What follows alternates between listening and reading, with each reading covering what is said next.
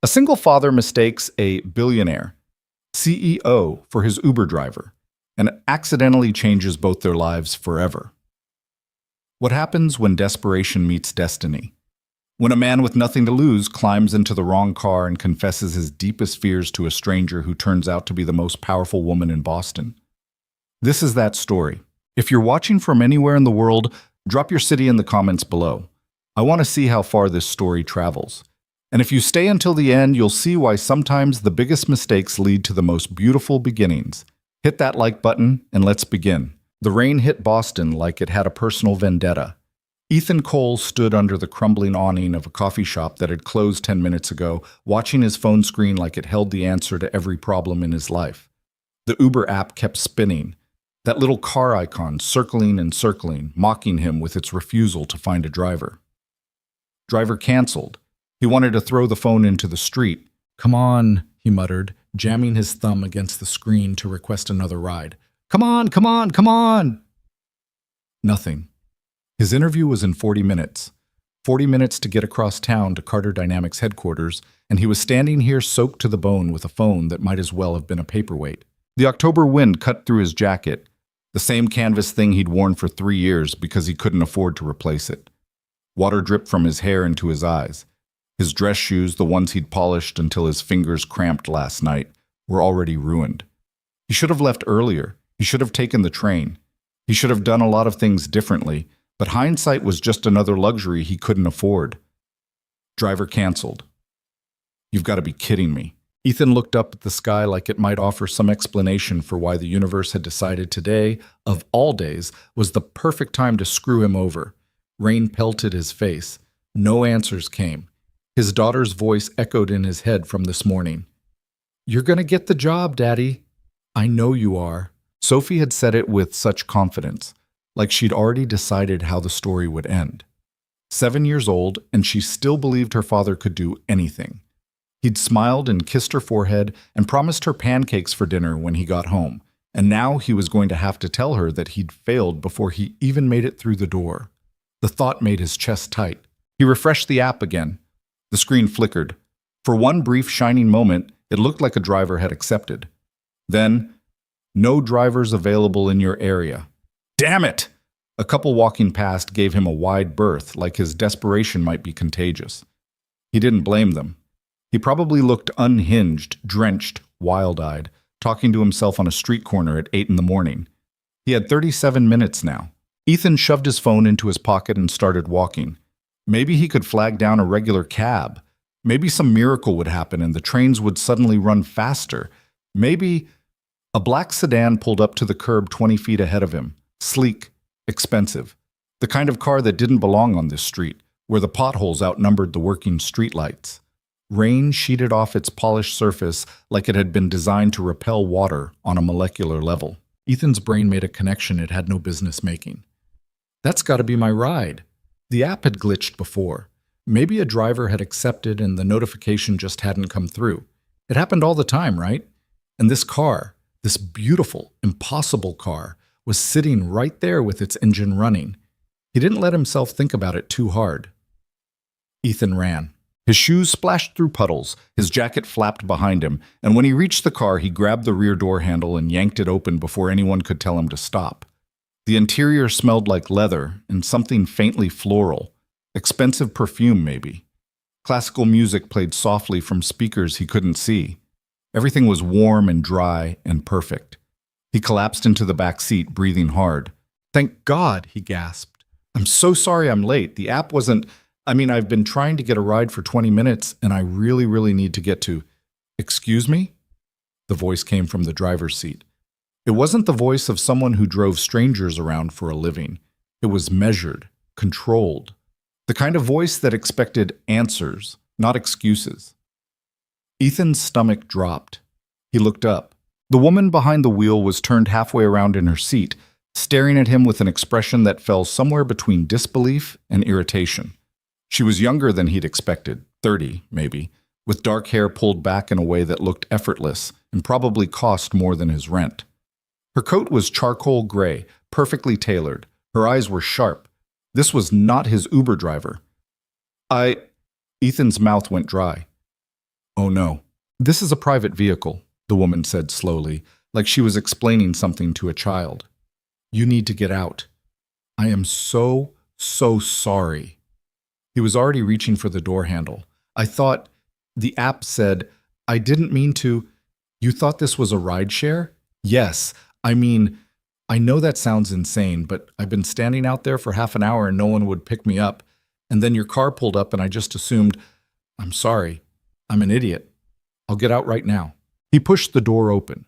Rain immediately soaked his shoulder. Wait. Ethan froze.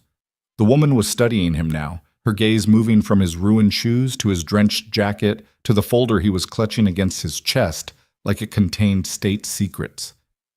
You have somewhere you need to be? She asked. An interview at Carter Dynamics. He checked his phone. 33 minutes. It's across town and I'm never going to make it now, but that's not your problem. I shouldn't have… Carter Dynamics? Something shifted in her expression. Ethan couldn't read it. Yeah, he said. I know it's a long shot. I don't usually interview at places like that, but my recruiter said they were desperate for someone who understood supply chain logistics. And I figured, what's the worst that could happen, besides being late? That's probably the worst thing that could happen. He was rambling. He always rambled when he was nervous. The woman didn't say anything for a long moment. Rain drummed against the roof of the car. Somewhere down the street, a siren wailed. Then she did something Ethan didn't expect. She turned back around in her seat and put the car in drive. Get in, she said quietly. Close the door. What? If you want to make your interview, close the door. Ethan stared at her. This had to be some kind of setup, some elaborate prank. People didn't just offer rides to strangers who'd climbed uninvited into their cars. But she was already pulling away from the curb. He yanked the door shut. The car accelerated smoothly into traffic, and Ethan sat there in stunned silence, trying to figure out what had just happened and whether he should be grateful or terrified. Thank you, he finally managed. You have no idea. You're literally saving my life right now. Put your seatbelt on. Right. Yes. Sorry. He fumbled with the belt, his hands still shaking from adrenaline and cold. The interior of the car felt like a different dimension, quiet, climate-controlled, impossibly clean. He was dripping all over the leather seats. I'll pay for detailing, he blurted out. I know I'm getting everything wet, and this is obviously a really nice car, so if there's any damage, It's fine. Her voice was calm, almost eerily calm. Like giving rides to panicked strangers was something she did every Tuesday. Ethan tried to sit still, but his leg wouldn't stop bouncing. He pressed his hand against his knee to make it stop. The folder in his lap was damp around the edges. He'd printed out his resume on nice paper, the kind that was supposed to make him look professional, and now it was probably ruined. Everything was ruined. No. Wait.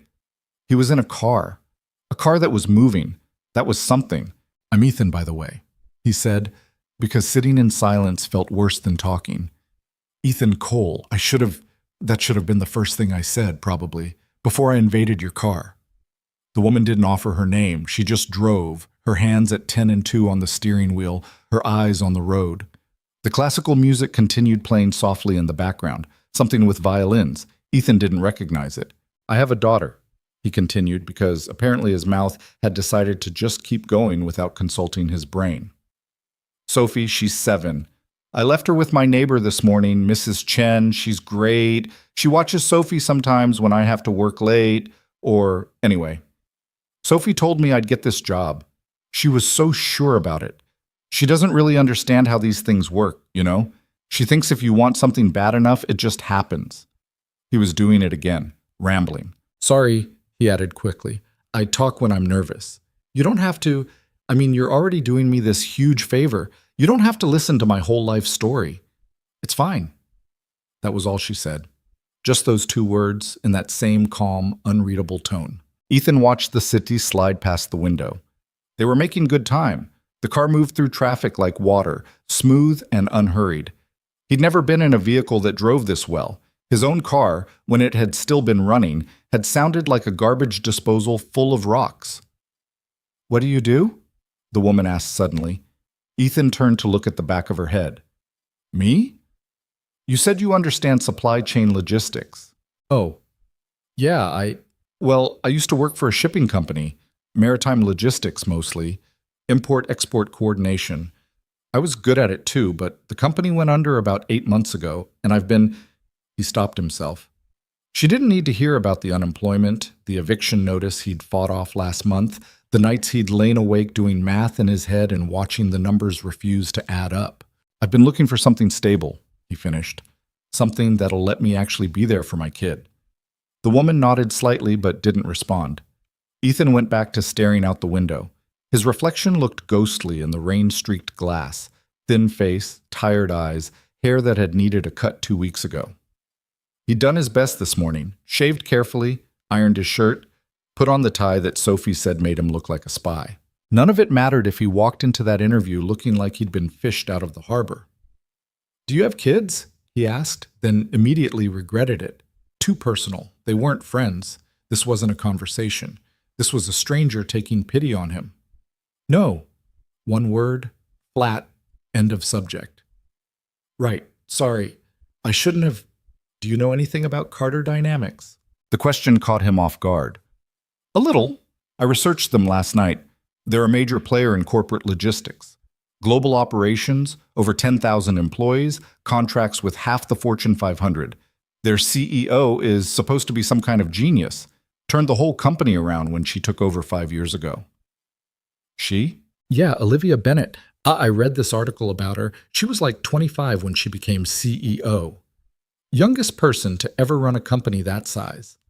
Pretty intimidating, honestly." He couldn't see the woman's expression from where he was sitting, but something about the set of her shoulders changed. "You're intimidated by her?" she asked. "I'm intimidated by the whole thing. I mean, look at me." Ethan gestured vaguely at himself.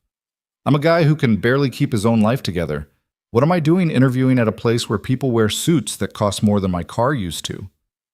"You said you were good at your job." "I was. I am. But that's different from fitting in somewhere like Carter Dynamics. Those people, they went to Harvard and Yale and whatever. They have connections and experience and... I don't know. I just feel like I'm going to walk in there and they're going to know immediately that I don't belong." The woman was quiet for a moment. Then she said, "Everyone feels that way sometimes." There was something in her voice that made Ethan think she wasn't just being polite. Like maybe she actually meant it. "Even people who drive cars like this?" he asked, trying to make it sound like a joke. "Even them." They turned onto a wider street. The rain was starting to let up, tapering from a downpour to a steady drizzle. Through the windshield, Ethan could see the skyline taking shape. Tall buildings with glass facades, the kind of architecture designed to make you feel small. "We're close," the woman said. Ethan's heart rate picked up. 22 minutes until his interview. He might actually make it. He might actually, impossibly, make it on time. "I can't thank you enough for this," he said. "Seriously. I know I already said that, but I mean it. You didn't have to stop. You could have just... Most people would have called the cops or something. Most people probably should have." It might have been a joke. Ethan couldn't tell. The car slowed as they approached a massive complex of buildings. Glass and steel and architectural ambition. A sign near the entrance read Carter Dynamics in letters tall enough to see from space. Ethan's stomach flipped. "This is it," he said, more to himself than to her. The woman pulled up to the main entrance where a covered walkway protected visitors from the weather. She put the car in park but didn't turn off the engine. Ethan reached for the door handle, then paused. "Can I..." He fumbled in his jacket pocket, pulling out his wallet. "Can I give you something? For gas? Or your time? Or... No. Please, I feel like I should... You don't owe me anything." Her tone left no room for argument. Ethan put his wallet away. He grabbed his folder, checked to make sure the resume inside was still legible, and opened the door. The air outside was cold but no longer hostile. The rain had gentled into something almost apologetic. He started to step out, then turned back. "I hope I didn't make you late for anything," he said. The woman looked at him in the rearview mirror. Their eyes met for the first time. Hers were dark and unreadable and entirely focused on him. "You didn't," she said. Something about the way she said it made Ethan think there was more to that sentence, but before he could figure out what, she gave him the smallest nod, a dismissal, or maybe permission, and he climbed out of the car. The door closed with a solid, expensive thunk. Ethan stood there on the sidewalk, watching the black sedan pull away and disappear into traffic. He still didn't know her name, didn't know why she'd helped him, didn't know anything except that she'd saved him from disaster and asked for nothing in return. He looked up at Carter Dynamics headquarters, 50 stories of glass and ambition. "Okay," he said quietly. "Let's do this." He walked through the doors. The lobby was the kind of space designed to make you feel insignificant. Marble floors, ceiling that went up and up and up. A reception desk that looked like it had been carved from a single piece of granite. Ethan's shoes squeaked on the polished floor. He approached the desk where a woman with perfect hair and a blazer that probably cost more than his monthly rent gave him a smile that didn't reach her eyes. "Can I help you?" "I have an interview, 9:30. Ethan Cole." She typed something into her computer. "Supply chain operations position?" "That's the one." 11th floor, check in with Margaret when you get there." "Thank you." He found the elevators, sleek, silent things that opened with a whisper, and rode up with 3 people in suits who didn't look at him once. They all got off on different floors. The doors opened and closed. The numbers climbed. 11. The hallway on the 11th floor was lined with photographs of important-looking people shaking hands with other important-looking people. Ethan walked past them, trying to look like he belonged. The reception area for the operations department was smaller but no less intimidating. A woman who had to be Margaret sat behind a desk with a nameplate and a vase of fresh flowers. "Ethan Cole, like," he said before she could ask. "I'm here for the 9:30. "Yes." She gave him a once-over that lingered on his still damp jacket. "You can wait over there. They'll call you when they're ready." There was a row of chairs against the wall. Ethan sat in the one farthest from the desk and tried to steady his breathing. The folder in his lap felt flimsy. His resume, printed on nice paper that was now slightly wavy from moisture, suddenly seemed like a joke. Who was he kidding? He didn't belong here. He didn't belong anywhere near here. But Sophie's voice was still in his head. "You're going to get the job, Daddy." He closed his eyes and tried to believe her. 5 minutes passed, then 10. "Mr. Cole?" Ethan's eyes snapped open. Margaret was standing now, gesturing toward a door. "They're ready for you." He stood up. His legs felt unsteady. "Through there," Margaret said.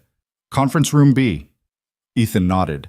He smoothed down his jacket, picked up his folder, and walked toward the door like a man approaching the gallows. The conference room was all glass walls and ergonomic chairs. 4 people sat around a table that could have seated 20. They looked up when he entered. 3 men in suits. 1 woman, older, silver hair, reading glasses perched on her nose. No sign of Olivia Bennett. Ethan felt an odd mixture of relief and disappointment. "Mr. Cole," one of the men said, standing to shake his hand. "I'm Richard Chen, VP of Operations. This is Thomas Park, Jennifer Hu, and David Okonkwo. Thanks for coming in. Thank you for having me." They all sat. Ethan carefully placed his folder on the table and extracted his resume, trying not to draw attention to the water damage. Richard glanced at it, then looked back at Ethan. "Rough morning?" There was no point in lying. "Yeah, a little bit." "Well, you made it. That counts for something." The interview started. They asked the questions he'd expected. "Walk us through your experience. What's your approach to problem solving?" "Tell us about a time you had to work under pressure." Ethan answered as best he could. He talked about the shipping company, the systems he'd built, the fires he'd put out. He tried to sound confident without sounding arrogant, competent without sounding rehearsed. It was going fine. Not great, not terrible. Fine. Then Jennifer spoke up. "We're having an issue," she said, leaning forward. "One of our major clients, an automotive manufacturer, has a facility in South Carolina. They need parts shipped from our warehouse in Newark, assembled at a facility in Detroit, then delivered to South Carolina within a 72-hour window. We've been missing that window by an average of 18 hours for the past 3 months." She slid a sheet of paper across the table. It was covered in numbers, routes, delivery schedules. "Our analysts have been looking at this for weeks," she continued. "We've tried adjusting the Newark departure times, rerouting through different hubs, even bringing in a consultant. Nothing's worked. Any thoughts?" Ethan picked up the paper. He scanned the numbers, the routes, the schedules, and he saw it immediately. You're using I-95 for the Newark to Detroit leg, he said. Jennifer blinked. Yes, it's the most direct route. It's direct, but it's not fast. Not during the week. Ethan pulled out a pen and started circling things on the paper. I-95 through Pennsylvania and Ohio is a nightmare between 6 a.m. and 8 p.m. Monday through Friday. Constant construction, bottlenecks at every major city. You're probably losing 4 to 6 hours right there. We accounted for traffic delays, Thomas said. Not enough. Look. Ethan flipped the paper over and started sketching. If you route through I-80 instead, you bypass most of the congestion. Yeah, it's technically longer in terms of miles, but you'll save time. And if you shift the Newark departure to 10 p.m. instead of 6 a.m., your trucks hit the western Pennsylvania stretch during off-peak hours. You'll shave at least 8 hours off the Detroit leg. He pushed the paper back across the table. The four of them stared at it. The consultant told us I-80 would add too much time, Richard said slowly. The consultant was wrong, or they didn't account for real-world traffic patterns. This isn't theory. I've run routes like this 100 times. Jennifer picked up the paper, studying Ethan's notes. This is... She didn't finish the sentence. Instead, she looked at Richard, who looked at Thomas, who looked at David. Something passed between them. Some silent conversation Ethan wasn't part of. Do you have any other questions for us? Richard asked, turning back to Ethan. Ethan's brain scrambled. I mean, yes. What's the team structure like? How much autonomy would I have? What does success look like in this role? They answered. He listened. But part of him was still watching their faces, trying to figure out what he'd just done. The interview wrapped up 20 minutes later, handshakes all around. Thanks again for coming in. We'll be in touch. Ethan walked out of the conference room feeling like he'd just run a marathon. Margaret was back at her desk. She gave him a polite smile as he passed. He made it to the elevator, pressed the button for the lobby, and exhaled for what felt like the first time in an hour. The doors started to close. A hand shot between them. They opened again. The woman from the car stepped inside. Ethan's brain short-circuited. She was wearing the same charcoal coat, the same effortless elegance. But now he could see her clearly in the fluorescent light of the elevator. She looked professional, composed, like someone who belonged in a building like this. She pressed the button for the lobby without looking at him. Hey, Ethan said, because his mouth was faster than his common sense. It's you. It is. I didn't expect to see you again. No, I imagine you didn't. The elevator descended, smooth and silent. Do you work here? Ethan asked. The woman turned to look at him, and there was something in her expression, something that might have been amusement, or might have been pity, or might have been something else entirely. You could say that, she said quietly. The elevator reached the lobby. The doors opened. She stepped out first, her heels clicking on the marble floor. Ethan followed, trying to think of something to say, some way to thank her again, or apologize again, or just make sense of what was happening. But she was already walking away, heading toward a hallway marked Executive Offices. A man in a suit intercepted her. Miss Bennett, the board meeting starts in 10 minutes. She nodded. I'll be there. Miss Bennett. Ethan stopped walking. Ms. Bennett. The man disappeared down the hallway. The woman, Ms. Bennett, paused and looked back over her shoulder. Their eyes met across the lobby. And Ethan understood. The stranger who'd picked him up in the rain, who'd listened to him ramble about his daughter and his fears, who'd driven him across Boston without asking for anything in return, was Olivia Bennett, CEO of Carter Dynamics, the woman he'd told, not 30 minutes ago in an interview room upstairs, that he found intimidating. Oh, God. Olivia's expression didn't change. She just looked at him with those dark, unreadable eyes. Then she turned and walked away. Ethan stood there in the lobby, frozen, mortified, replaying every single word he'd said in that car, every stupid, rambling, oversharing word. His phone buzzed in his pocket. He pulled it out, still in a daze. A text from Mrs. Chen. Sophie wants to know how it went. Ethan looked at the message, looked at the hallway where Olivia Bennett had disappeared, looked at his hands, which were shaking slightly. He had no idea how to answer that question. So he just typed, I'll tell you when I get home, and walked out into the rain. The rejection email never came. Ethan spent 3 days checking his inbox every 15 minutes, waiting for the polite corporate brush-off. Thank you for your interest, but we've decided to move forward with other candidates. He'd gotten enough of those to recognize the template, but his inbox stayed empty. On Thursday afternoon, his phone rang. Unknown number. He almost didn't answer. Probably a spam call about his car's extended warranty or some politician asking for money. But something made him pick up. Hello? Mr. Cole, this is Margaret from Carter Dynamics. Ethan sat up straighter on Mrs. Chen's couch, where he'd been half-heartedly watching Sophie color at the coffee table. Hi. Yes, that's me.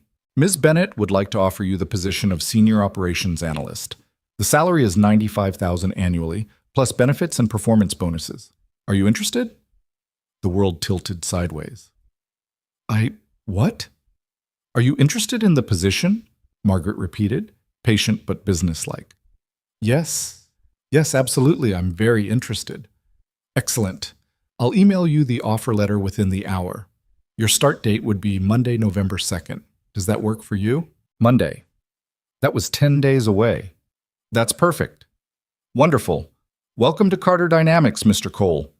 She hung up. Ethan stared at his phone like it might explain what had just happened. Daddy? Sophie was looking at him, purple crayon frozen in midair. Why do you look weird? I got the job. I told you! She dropped the crayon and launched herself at him, all 70 pounds of uncoordinated enthusiasm. I told you! He caught her and held on tight, his heart hammering against his ribs. $95,000. He'd been making $38,000 at the shipping company. Before it went under, before the unemployment checks that barely covered rent, before the nights spent trying to figure out which bills he could skip without ruining his daughter's life. $95,000 meant Sophie could stay at her school, meant he could buy her new clothes instead of searching thrift stores, meant maybe, finally, he could stop being afraid every single day that everything would fall apart. We're getting pancakes tonight, he said into Sophie's hair. The biggest pancakes in the entire city. She pulled back to look at him, eyes shining. With chocolate chips? With whatever you want. She squeezed him tighter. Over her shoulder, Ethan could see Mrs. Chen standing in the kitchen doorway, smiling at them. She'd been watching Sophie almost every day for the past 8 months, accepting whatever payment he could scrape together and never once complaining. I got it, he told her. The job. I got it. Mrs. Chen pressed her hands together. I knew you would. But he hadn't known, not even close. And underneath the relief and the gratitude and the sheer disbelief that something had finally gone right, there was a question he couldn't shake. Why? Why had Olivia Bennett, the CEO of a billion-dollar company, the woman he'd accidentally kidnapped and then insulted in an interview room, why had she hired him? The offer letter arrived exactly when Margaret said it would. Ethan read it 3 times, looking for catches or fine print or some indication that this was a mistake. But it was real. The salary, the benefits, the start date, all of it real. He signed it that night and sent it back before anyone could change their mind. The 10 days before his start date passed in a blur of preparation and panic. He bought 2 new dress shirts from a discount store, got his 1 decent pair of pants altered so they actually fit, watched YouTube videos about office etiquette, and tried to remember how to act like a professional. Sophie helped him pick out a tie. Navy blue with thin silver stripes. You look important, she said seriously. I look terrified. Same thing. On Sunday night, he couldn't sleep. He lay in bed staring at the ceiling, running through scenarios. What if he couldn't do the job? What if the interview had been a fluke and he walked in tomorrow and everyone realized he had no idea what he was doing? What if he had to see Olivia Bennett? That thought made his stomach twist. He still hadn't figured out what to say to her. Thank you for the ride seemed insultingly insufficient. Sorry I called you intimidating to your face was accurate but unhelpful. There was no script for this situation because this situation shouldn't exist. At 5:30 a.m., he gave up on sleep and got out of bed. By 7, he was dressed and caffeinated and trying not to throw up. Sophie was still asleep. Mrs. Chen would get her ready for school and walk her to the bus stop like always. He'd left a note on the kitchen table. First day. Wish me luck. Love you bigger than the sky. The train was crowded with other people heading downtown for jobs they probably felt qualified for. Ethan stood with his hand wrapped around a pole, watching Boston wake up outside the windows. He got off at the right stop, walked the 3 blocks to Carter Dynamics, and stood outside the entrance for a full minute before forcing himself through the doors. The lobby looked different than it had during his interview. Busier. People moved with purpose, coffee cups in hand, phone calls already in progress. Ethan felt like an imposter in a poorly fitted disguise. He checked in at the security desk, got a badge with his name and photo on it, and followed the guard's directions to the 11th floor. Margaret was already at her desk. She looked up when he approached, gave him a brief smile that might have been genuine. "Mr. Cole, right on time. Your workspace is in the operations bay. Through those doors, 3rd row from the windows, desk 14. You'll find a laptop and some onboarding materials waiting for you. Richard wants to see you at 9 for orientation." "Got it, thank you." Ethan pushed through the glass doors into an open floor plan filled with desks and low cubicle walls and the ambient hum of keyboards and conversation. He found desk 14 tucked between a woman on a phone call and an empty workspace covered in family photos. The laptop was new, still had the protective film on the screen. He sat down carefully, like the chair might reject him, and tried to look like he knew what he was doing. The next 2 hours were a cascade of information. HR paperwork, system logins, training modules, safety videos. Richard showed up at 9 exactly and walked him through the department structure, the current projects, the expectations. "You'll be working primarily on the automotive account," Richard said, pulling up spreadsheets that made Ethan's eyes cross. "Jennifer was impressed with your routing solution. We implemented it last week and cut the delivery window by 12 hours. It worked? Better than expected. Corporate wants you to audit the rest of our ground transportation network. See what else we're missing." The assignment should have been exciting. Instead, it just made the weight of expectation heavier. What if he couldn't replicate that success? What if the routing fix had been luck? Richard must have seen something in his expression because he leaned back in his chair and said, "You look like you're about to pass out." "I'm fine." "You're not fine. You're doing the thing people do on their first day where they try to absorb everything at once and their brain shuts down." Richard closed the laptop. "Here's what you need to know. You're here because you're good at this. Not because we're desperate, not because we're doing you a favor. You solved a problem in 15 minutes that cost us millions of dollars over 3 months. So take a breath and stop waiting for someone to tell you that you don't belong." Ethan took a breath. It didn't help much. "Okay," he said. "Good. Now go get some coffee. The machine on this floor is terrible, but there's a cart on the ground level that doesn't taste like battery acid. Take 20 minutes. When you come back, we'll go over the transportation data." Ethan nodded and stood up, grateful for the excuse to move. The ground floor cart was exactly where Richard said it would be, tucked near the east entrance. Ethan ordered something with too much espresso and not enough sleep, paid with the credit card that finally had a little breathing room, and turned around to find a woman in a burgundy blazer staring at him. "You're the new operations guy," she said. Not a question. Yeah, Ethan Cole." "Jennifer who? We met during your interview." "Right, yes. Hi." She tilted her head slightly, studying him like he was data that didn't match her model. "That routing solution you proposed, where'd you learn that?" "Experience, mostly. I used to run logistics for a shipping company. You figure out pretty fast which routes work and which ones just look good on paper. The consultant we hired has 2 degrees from MIT. Ethan didn't know what to say to that. Jennifer's expression softened slightly. "I'm not criticizing you. I'm saying you made him look like an idiot, and I appreciate that because he charged us $50,000 to tell us things we already knew." "Oh. Anyway, welcome aboard. Try not to let Richard work you to death." She walked away before Ethan could respond. He stood there holding his coffee, trying to process the conversation. Someone bumped into him from behind. He stumbled forward, hot coffee sloshing dangerously close to the lid. "Sorry, my fault." Ethan turned. A guy about his age, rumpled suit, glasses slightly askew, was already pulling out his phone to check for damage. "You're good," Ethan said. "No harm done." "I'm always doing that, walking into people.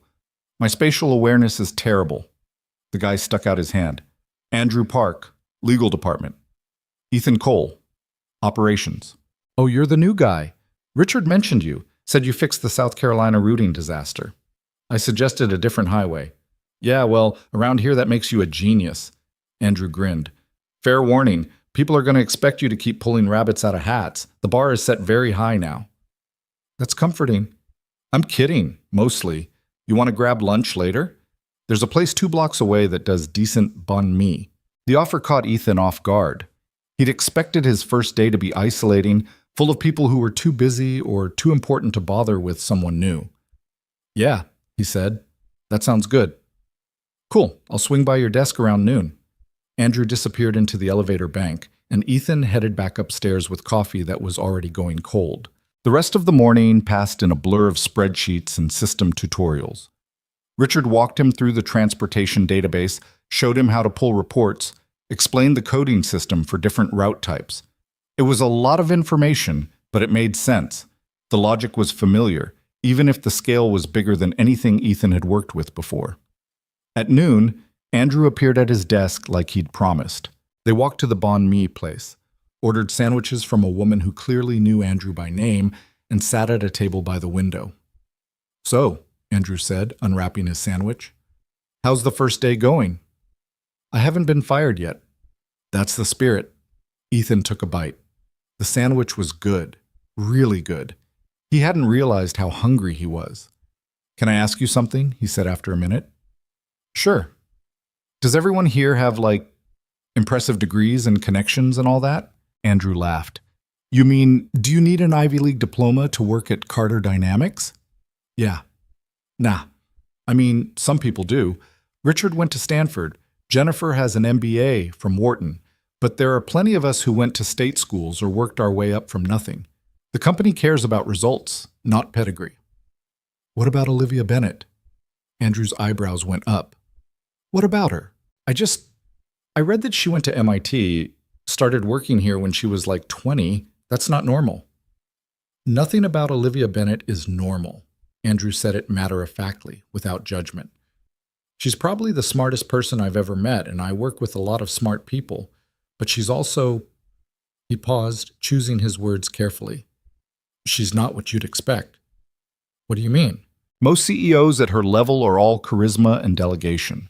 They show up for the board meetings and the press events and let other people do the actual work. Bennett's not like that. She knows every department, every project, every major contract. She'll show up in random meetings and ask questions that make you realize she's been reading the reports you thought no one was reading. Ethan thought about the woman in the car, the way she'd listen to him ramble without interrupting, the classical music and the calm silence. Is she... He wasn't sure how to phrase it. Is she hard to work for? Depends on what you mean by hard. She expects a lot, but she's fair. I've never seen her yell at anyone, never seen her throw anyone under the bus. But if you screw up, she'll know about it, and she'll want to understand why. That should have been reassuring. It wasn't. Have you met her? Andrew asked. Briefly. It wasn't a lie. It just wasn't the whole truth. They finished lunch and walked back to the office. Ethan spent the afternoon building queries and running reports, cross-referencing delivery times with traffic patterns, looking for inefficiencies in the system. He found 3 within 2 hours. By the time 5 o'clock rolled around, his brain felt like overcooked pasta, but he'd flagged a dozen routes that could be optimized. He sent the preliminary report to Richard and shut down his laptop. The office had emptied out. Most people cleared out right at 5. Ethan grabbed his jacket and headed for the elevators. The doors opened on the ground floor, and he nearly walked straight into Olivia Bennett. She was standing just outside the elevator, phone in hand, mid-conversation with someone Ethan didn't recognize. Their eyes met. For a second, neither of them moved. Then Olivia said something to the person she was with, Ethan didn't catch what, and stepped aside to let him pass. "Excuse me," she said quietly. He should have said something. "Thank you," or "hello," or literally anything that acknowledged the surreal fact that they'd spent 30 minutes together in a car 2 weeks ago. But his mouth didn't work. He just nodded and walked past her, heart pounding, face burning. Outside, the October air felt like a slap. He sucked in a breath and started walking toward the train station, replaying the encounter on loop. She'd looked right at him, and said nothing. Maybe she didn't remember. Maybe picking up desperate strangers in the rain was something she did regularly, and he hadn't been memorable enough to stick. Or maybe she remembered perfectly well and had decided the most professional thing to do was pretend it had never happened. Ethan wasn't sure which option made him feel worse. His phone buzzed. Text from Sophie. "How was work?" He smiled despite everything. "Good," he typed back. "Tell you all about it when I get home." The train was packed.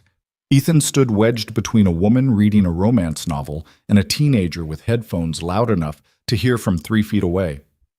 He closed his eyes and tried to let the day settle. He'd survived. That was something. When he got home, Sophie was waiting at the door, practically vibrating with questions. "Did you have your own desk? Did you meet important people? Did anyone yell at you?" "Yes, yes, and no." "What's your desk like?" "It's a desk. It has a computer and a chair and a little bin for trash." She looked disappointed by the lack of drama. Mrs. Chen emerged from the kitchen, wiping her hands on a towel. "There's rice and chicken in the fridge. Sophie already ate, but I saved some for you." "You're a saint." "I'm a neighbor. There's a difference." But she smiled when she said it. After Mrs. Chen left and Sophie was in bed, Ethan sat at the kitchen table with reheated chicken and a beer he'd been saving for a special occasion. The apartment was quiet. The radiator clanked occasionally. Outside, someone was arguing in a language he didn't understand. His phone sat on the table, screen dark. He picked it up and opened his work email, scrolling through the messages that had piled up during his first day. Most of it was automated onboarding stuff. System access confirmations, benefits enrollment reminders. One email stood out, sent at 6:47 p.m. Subject line: Transportation Report. He opened it. "Mr. Cole, I reviewed your preliminary audit. The route inefficiencies you identified are consistent with patterns I've observed, but haven't had the resources to address.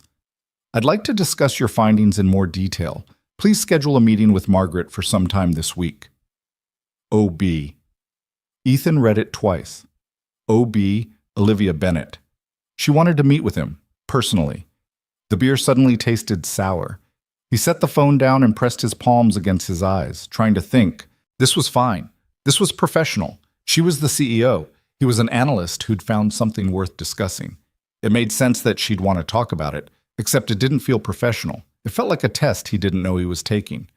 He forwarded the email to Margaret with a simple response: "Available whenever works best for Ms. Bennett's schedule." Then he closed his laptop and went to bed. Sleep didn't come easy. Margaret replied the next morning while Ethan was getting dressed. Thursday, 10 a.m. Ms. Bennett's office. Don't be late. Thursday was 3 days away. Ethan tried to focus on work. He refined his transportation audit, ran more queries, built out projections for what the optimized routes could save the company. Andrew stopped by his desk twice to make sure he was still breathing. Jennifer sent him a Slack message asking if he'd looked at the West Coast distribution network yet. The days blurred together. On Thursday morning, he showed up 15 minutes early and sat in the waiting area outside Olivia Bennett's office, trying not to sweat through his shirt. The office was on the top floor. Floor-to-ceiling windows overlooked the harbor. Everything was glass and steel and expensive silence. At exactly 10 o'clock, the door opened. A man in a suit that probably cost more than Ethan's monthly salary stepped out, nodded at someone inside, and left without looking at Ethan. "Mr. Cole?" Olivia's voice. Ethan stood up too fast and nearly knocked over the chair. "Yes. Hi. Good morning." "Come in." He walked into her office on legs that felt like they belonged to someone else. The space was bigger than his apartment. One wall was all windows. The opposite wall had built-in shelves filled with books and awards and objects Ethan didn't have time to identify. A desk that looked like it had been carved from a single piece of dark wood sat in the center. Olivia was standing near the windows, silhouetted against the Boston skyline. She turned to face him. "Close the door," she said. He did. "Sit." There were 2 chairs facing her desk. Ethan sat in the one on the left and tried to remember how to breathe.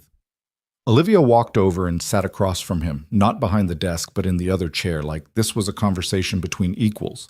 It wasn't. "I read your full report," she said, pulling out a tablet.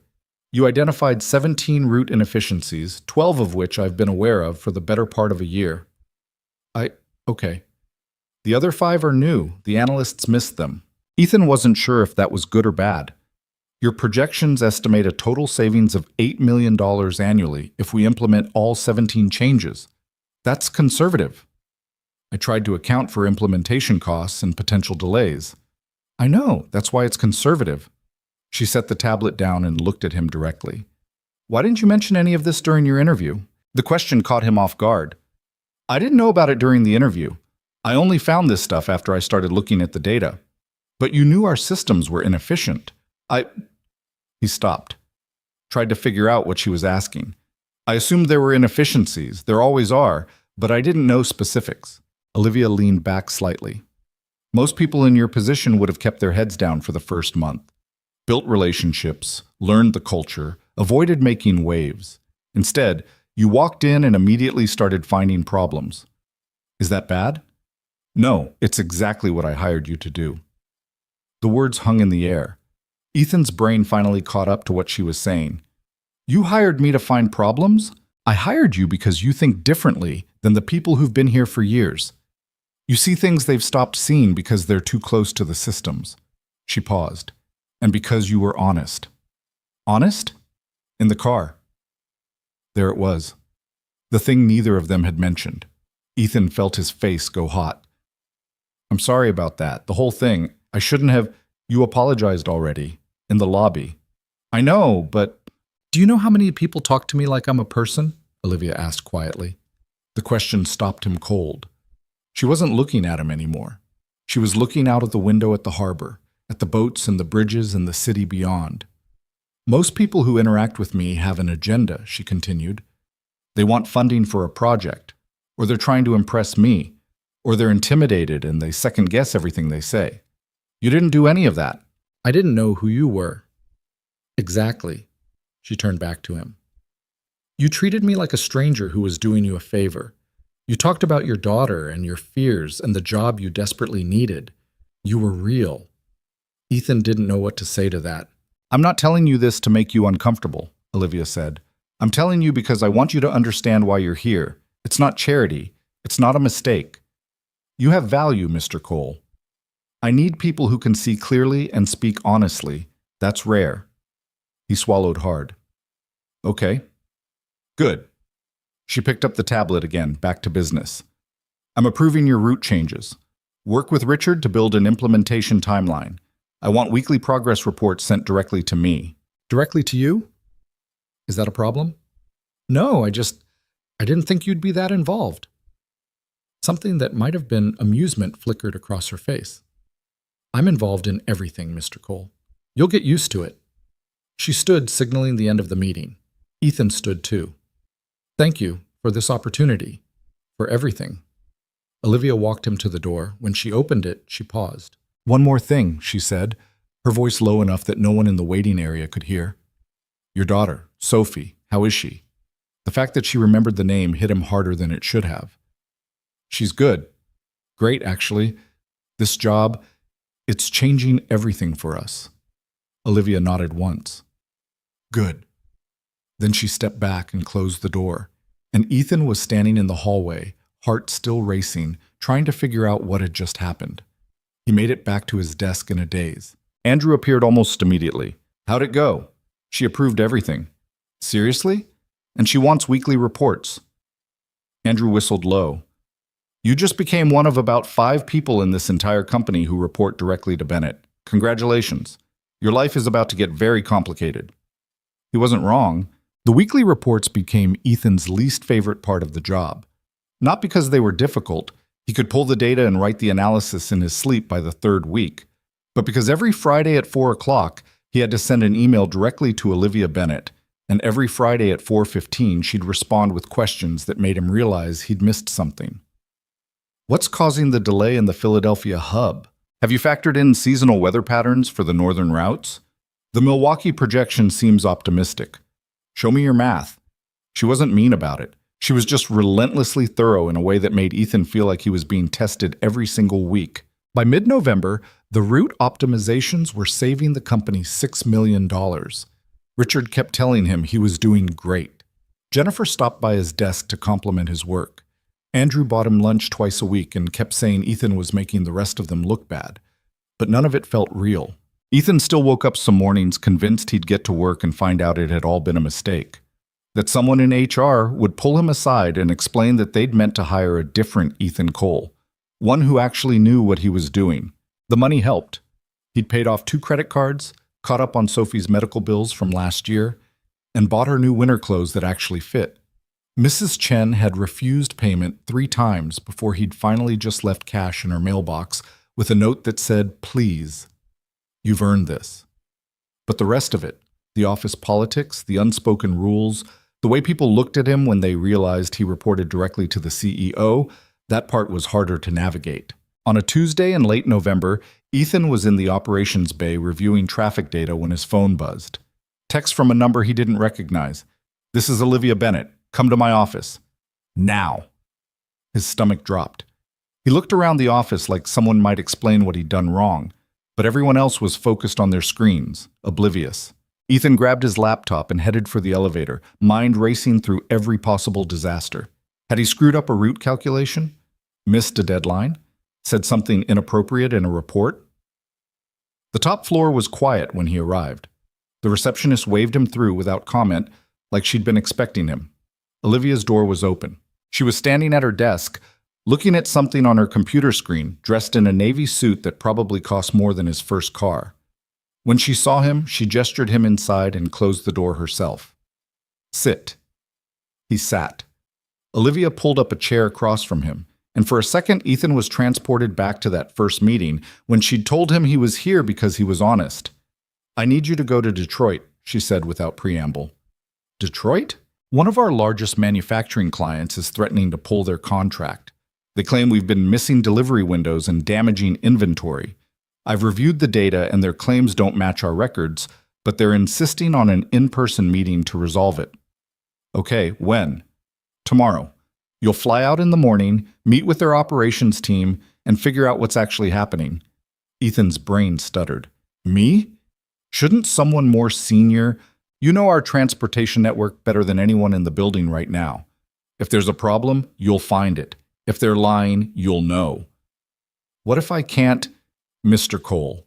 She looked at him steadily. "I'm not asking if you can do this. I'm telling you that you can. The question is whether you trust me." He wanted to say yes immediately, but the truth was harder. "I don't know if I trust myself," he said quietly.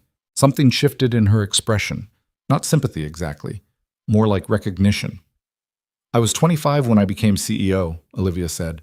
"Everyone told me I was too young, too inexperienced, too female. The board fought me on every decision for the first 2 years. I spent most of that time convinced I was going to fail." Ethan hadn't expected her to say that. "What changed?" he asked. "I stopped waiting for permission to be competent." She stood and walked to her desk, pulling out a folder. "Your flight leaves at 7 a.m. Margaret has your itinerary and hotel information. The meeting is at 2 p.m. local time. I'll be on the phone if you need me." She handed him the folder. Their fingers brushed for a second. Ethan pulled back like he'd been shocked. If Olivia noticed, she didn't show it. "Don't let them intimidate you," she said. "You know the data. Trust it." He nodded, throat tight. "Anything else?" "No, I'll handle it." "I know you will." He left her office with the folder clutched in his hand and the distinct feeling that he'd just been thrown into deep water to see if he could swim. That night, Ethan sat Sophie down at the kitchen table and tried to explain that he had to go away for work. "How long?" she asked, suspicious. "Just one night. I'll be back Thursday." "Where are you going?" "Detroit." "Is that far?" "It's a plane ride away." Her face fell.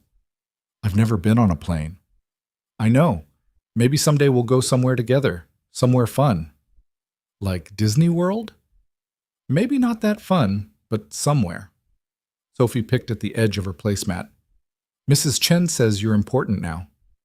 "Mrs. Chen is very generous with compliments." "Are you?" "Am I what?" "Important."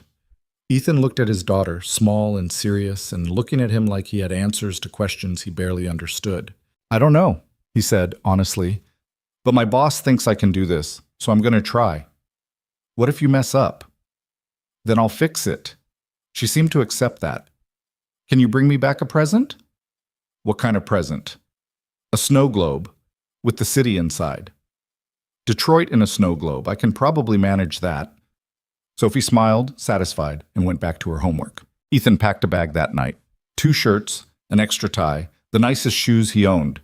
He set 3 alarms on his phone and lay awake until 2 a.m., mentally rehearsing the meeting. The flight was worse than he remembered. He hadn't been on a plane since before Sophie was born, and apparently he'd forgotten how much he hated takeoff. His hands gripped the armrests until his knuckles went white, while a businessman next to him slept peacefully through the whole thing. Detroit was cold, colder than Boston, which seemed impossible. The hotel was nicer than anywhere Ethan had stayed in his life. The room had a king-size bed and a view of the river and complimentary coffee that actually tasted good. He dropped his bag, checked his watch, and realized he had 4 hours until the meeting. He spent 2 of them reviewing the data. The client's complaints were specific. 12 shipments over the past 6 weeks had arrived late and damaged. But according to Carter Dynamics records, all 12 had been delivered on time and intact. Someone was lying, or the data was wrong. Ethan pulled up the tracking logs, cross-referenced them with driver reports and warehouse timestamps. Everything matched. No delays, no damage reports, no flags in the system. But something felt off. He dug deeper, pulling up the actual route manifests. The trucks had all departed on schedule, followed the correct routes, arrived within the delivery windows. Perfect. Too perfect. Ethan opened a new search and started looking at the warehouse logs on the client's end. It took him 20 minutes to find the discrepancy. The shipments weren't being logged as received until 6 to 8 hours after the trucks left, and in 3 cases, the damage reports were filed before the trucks even arrived. Someone at the client's warehouse was falsifying records. Ethan sat back in the hotel chair, staring at the screen. This wasn't a Carter Dynamics problem. This was fraud. He picked up his phone and called Olivia's direct line. She answered on the second ring. "Mr. Cole? I found something. It's not good." He explained what he had discovered, walking her through the logs and the timestamps and the impossible damage reports. Olivia was quiet for a long moment. "You're sure?" she finally asked. "I'm sure." "Do you have documentation?" "I can pull everything and send it to you right now." "Do that." "And Mr. Cole?" "Yeah?" "When you're in that meeting, don't accuse anyone. Just present the data.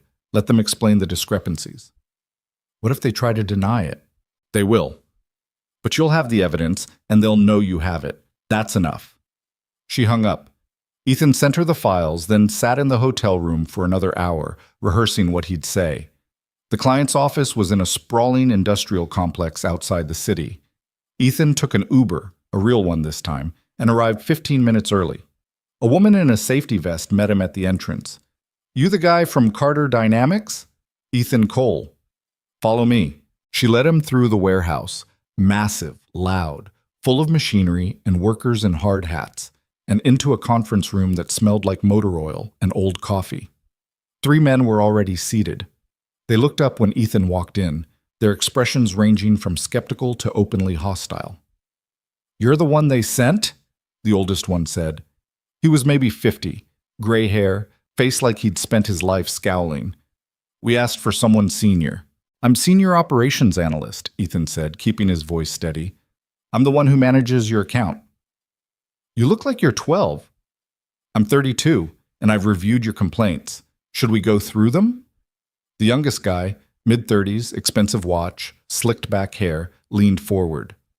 "We've been tracking consistent delays and damage for 6 weeks. Your company's been blowing us off. Our records show all deliveries arrived on time and intact." "Your records are wrong." Ethan pulled out his laptop and opened the files. "Let's look at the specifics. November 3rd, shipment. A4427. You reported it arrived 6 hours late with damaged packaging." "That's right." "According to our GPS logs, the truck arrived at your loading dock at 1:47 p.m., well within the delivery window. The driver logged 0 damage at departure, and your warehouse signed off on the delivery at 1:53. "That's not... But according to your internal system, the shipment wasn't logged as received until 8:12 p.m., and the damage report was filed at 7:30. Silence. The older man exchanged a glance with the guy in the expensive watch. "System glitch," the younger one said. "Our software's been acting up. Interesting. Because the same thing happened on November 7th, November 10th, and November 15th. Same pattern. Trucks arrive on time, your warehouse signs off, but your internal logs show delays and damage that don't exist. Ethan turned the laptop around so they could see the screen. And here's the really strange part. On November 10th, your damage report was filed at 2:17 p.m. Our truck didn't even arrive until 2:45. The room went very quiet. The oldest man cleared his throat. We'll need to investigate this internally. I think that's a good idea, Ethan said, because from where I'm sitting, it looks like someone in your organization is falsifying records. And if that's the case, Carter Dynamics is going to need a formal explanation before we discuss renewing this contract. The expensive watch guy stood up abruptly. Are you accusing us of fraud? I'm presenting data. You can interpret it however you want. For a second, Ethan thought the guy might actually take a swing at him, but the older man put a hand on his arm. We'll look into it, he said tightly, and we'll be in touch. Great. I'll let Ms. Bennett know. The mention of Olivia's name had an immediate effect. The hostile expression shifted to something closer to unease. Ethan packed up his laptop, shook hands with the older man, who seemed like the only reasonable person in the room, and walked out. His hands didn't start shaking until he was back in the Uber. He called Olivia from the car.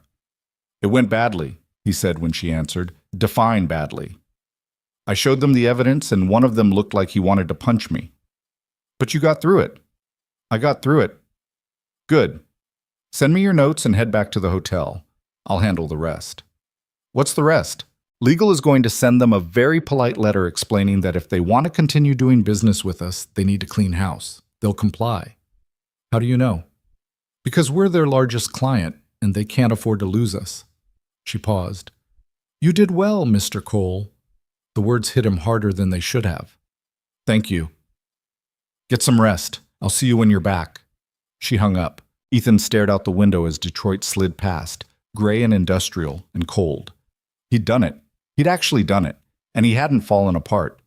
He found a gift shop near the hotel and bought Sophie a snow globe with the Detroit skyline inside, even though it was tacky and overpriced, and she'd probably love it. The flight back to Boston the next morning was easier. He even managed to sleep for 20 minutes, which felt like a victory. When he walked into the office Thursday afternoon, Andrew was waiting at his desk with a grin. I heard you made a client threaten to punch you. News travels fast. Bennett sent out a company-wide email about maintaining accuracy in client reporting. Everyone knows it's because of Detroit. You're officially a legend. I'm officially exhausted. But he was smiling when he said it. The weeks after Detroit blurred together in a way that felt almost normal. Ethan fell into a rhythm. Early mornings with Sophie, long days at the office, late nights reviewing data. The work was hard but manageable. The people were mostly decent. Andrew kept him sane with terrible jokes and mediocre lunch recommendations. And every Friday, he sent his report to Olivia and waited for her questions. The company holiday party was scheduled for the first Saturday in December. Black tie optional, held at some hotel ballroom downtown, the kind of event Ethan would have avoided if it hadn't been strongly suggested that attendance was expected. You have to go, Andrew said when Ethan tried to make excuses. Everyone goes. It's networking. I hate networking. Everyone hates networking. That's why there's an open bar. Ethan didn't own a tux. He rented one from a place in Brookline that smelled like mothballs and regret. And on Saturday night, he stood in front of his bathroom mirror trying to figure out how to tie a bow tie while Sophie supervised. You look fancy, she said. I look uncomfortable. Same thing. Mrs. Chen had agreed to watch Sophie for the night. Ethan kissed his daughter goodbye, promised to tell her all about it tomorrow, and took the train downtown feeling like an imposter in someone else's clothes. The hotel was the kind of place that had chandeliers and doormen and marble everything. Ethan followed the signs to the ballroom, showed his ID to someone with a clipboard, and walked into a room full of people who all seemed to know each other. The space was huge. Round tables with white tablecloths, a live band playing jazz, a bar along one wall that already had a line. Everyone was dressed like they'd stepped out of a magazine. Ethan immediately wanted to leave. Cole! Andrew appeared out of the crowd, already holding a drink. You made it! Come on, I'll introduce you to people. The next hour was a blur of names and handshakes and conversations Ethan forgot as soon as they ended. He met people from marketing, finance, legal, departments he didn't know existed. Everyone was polite. Some were genuinely friendly. A few looked at him like they were trying to figure out how he'd ended up here. He was on his second drink, something with gin that was stronger than it tasted, when the room went quiet. Ethan turned. Olivia Bennett had just walked in. She was wearing a black dress that was simple and probably cost more than his rent. Her hair was down for the first time since he'd met her, falling just past her shoulders. She looked elegant and untouchable and completely at ease. The crowd parted slightly as she moved through the room, people stepping aside without even realizing they were doing it. Ethan watched her greet the executives near the entrance. Handshakes, brief smiles, the kind of effortless social performance that came from years of practice. She's something, isn't she? Ethan looked over. Jennifer Hu had appeared next to him, holding a glass of wine. I didn't say anything, Ethan said. You didn't have to. Everyone stares when she walks in. I wasn't staring. Sure. Jennifer took a sip of her wine. Has she asked you to dance yet? What? She does it sometimes. Picks someone random and asks them to dance. Corporate bonding or whatever. Last year it was some guy from IT. He almost passed out. That's not... Why would she do that? Jennifer shrugged. Because she can. Or because she thinks it's funny. Or because she likes making people uncomfortable. Who knows? She walked away before Ethan could respond. He tried to focus on the conversation Andrew was having with someone from accounting, but his eyes kept drifting back to where Olivia was standing, talking to a group of board members near the bar. She looked different here, softer somehow. Or maybe that was just the lighting. The band shifted to something slower. A few couples moved onto the dance floor, awkward swaying that passed for dancing at corporate events. Ethan finished his drink and considered getting another one. Mr. Cole, he turned. Olivia was standing right behind him. Miss Bennett, hi. Are you enjoying yourself? It's nice. The venue it's very nice. She almost smiled. You're a terrible liar. I'm working on it. Would you like to dance? The question hit him like a physical blow. What? Dance. It's a thing people do at parties. She tilted her head slightly. Unless you'd rather not. Every eye in a 20-foot radius was suddenly on them. Ethan's brain screamed at him to say no, to make an excuse, to do anything except what he was about to do. Okay, he heard himself say. Olivia's expression didn't change, but something flickered in her eyes. Amusement, maybe. She led him to the dance floor. The band was playing something slow and jazzy that Ethan didn't recognize. Other couples moved around them in lazy circles. Olivia placed one hand on his shoulder. Ethan put his hand on her waist, and the contact felt electric even through the fabric of her dress. They started moving. You're tense, she said quietly. Everyone's watching us. Let them. Easy for you to say. Is it? He looked at her. Up close, he could see that her composure wasn't as complete as it seemed. There was something uncertain in the way she held herself, like she was waiting for him to pull away. Why did you ask me to dance? He said. Because I wanted to. That's not an answer. It's the only one I have. They moved in silence for a moment. The music swelled and faded. Ethan tried not to think about how many people were probably taking pictures right now. Detroit went well, Olivia said. You already told me that. I'm telling you again. You handled a difficult situation and didn't back down. That matters. I was terrified the entire time. I know, you did it anyway. Something in her voice made him look at her again. She was watching him with an expression he couldn't read. You're going to have to stop doubting yourself eventually, she said. It's getting exhausting. For you or for me? Both. The song was ending. Other couples were already stepping apart, heading back to their tables. Ethan should have let go. Instead, he said, Can I ask you something? You just did. Why me? Really? I know what you said about honesty and seeing things differently, but there were probably 100 qualified people who applied for that job. Why did you hire me? Olivia was quiet for a long moment. The band had stopped playing. They were just standing there now, hands still touching, surrounded by people who were pretending not to watch. Because you reminded me what it felt like to be human, she said quietly. And I'd forgotten. Before Ethan could respond, she stepped back. Thank you for the dance, Mr. Cole. She walked away, disappearing into the crowd, leaving him standing alone in the middle of the dance floor with 100 questions and no idea what to do with any of them. Andrew materialized at his elbow. "What did she say to you?" "I have no idea." But his hands were still shaking when he went to get another drink. The Monday after the party, Ethan arrived at work to find an email waiting for him. Subject line, Conference Room C, 9 a.m. No explanation, no context, just a meeting invitation from Olivia Bennett. He spent the next 20 minutes trying to figure out what he'd done wrong. Had the dance been inappropriate? Had someone complained? Was he about to get fired for making the CEO look bad in front of the entire company? At 9 sharp, he knocked on the door of Conference Room C. "Come in." Olivia was already seated at the table, laptop open, wearing a gray suit that made her look like she was about to negotiate a hostile takeover. She gestured to the chair across from her.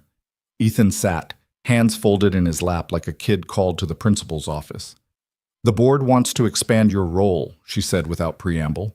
That was not what he'd expected. "What?" "Your route optimization saved us $8.3 million last quarter.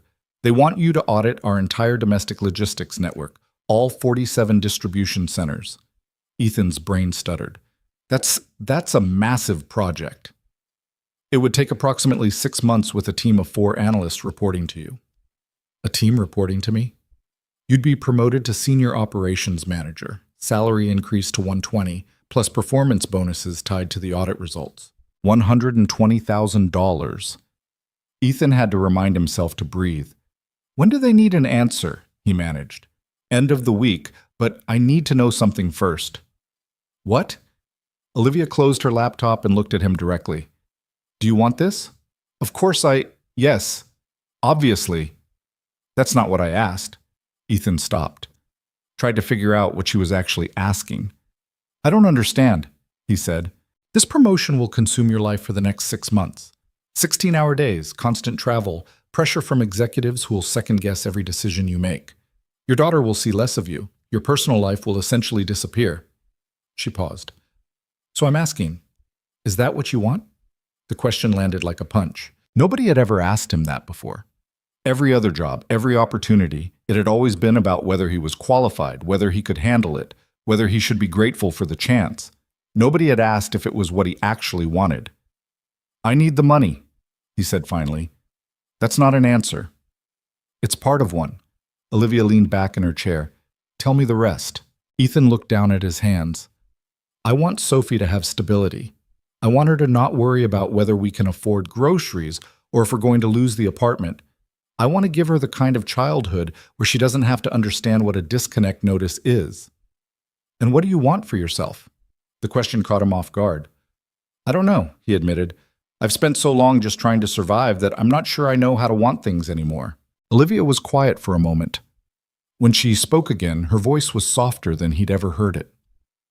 "I was 23 when my father died and left me his company. I didn't want it. I wanted to finish my doctorate and teach engineering at a university somewhere quiet. But the board needed someone from the family to take over, and I was the only option. So I said yes because it was practical, because it was responsible, because it's what everyone expected." She looked out the window at the Boston skyline. 5 years later, I'm running a billion-dollar company, and I can't remember the last time I did something just because I wanted to. Everything is calculated risk and strategic planning and what's best for the shareholders." She turned back to him. "Don't make that mistake. If you take this promotion, take it because you want the challenge, not just because you need the paycheck." Ethan didn't know what to say to that. "Can I think about it?" he asked. "You have until Friday."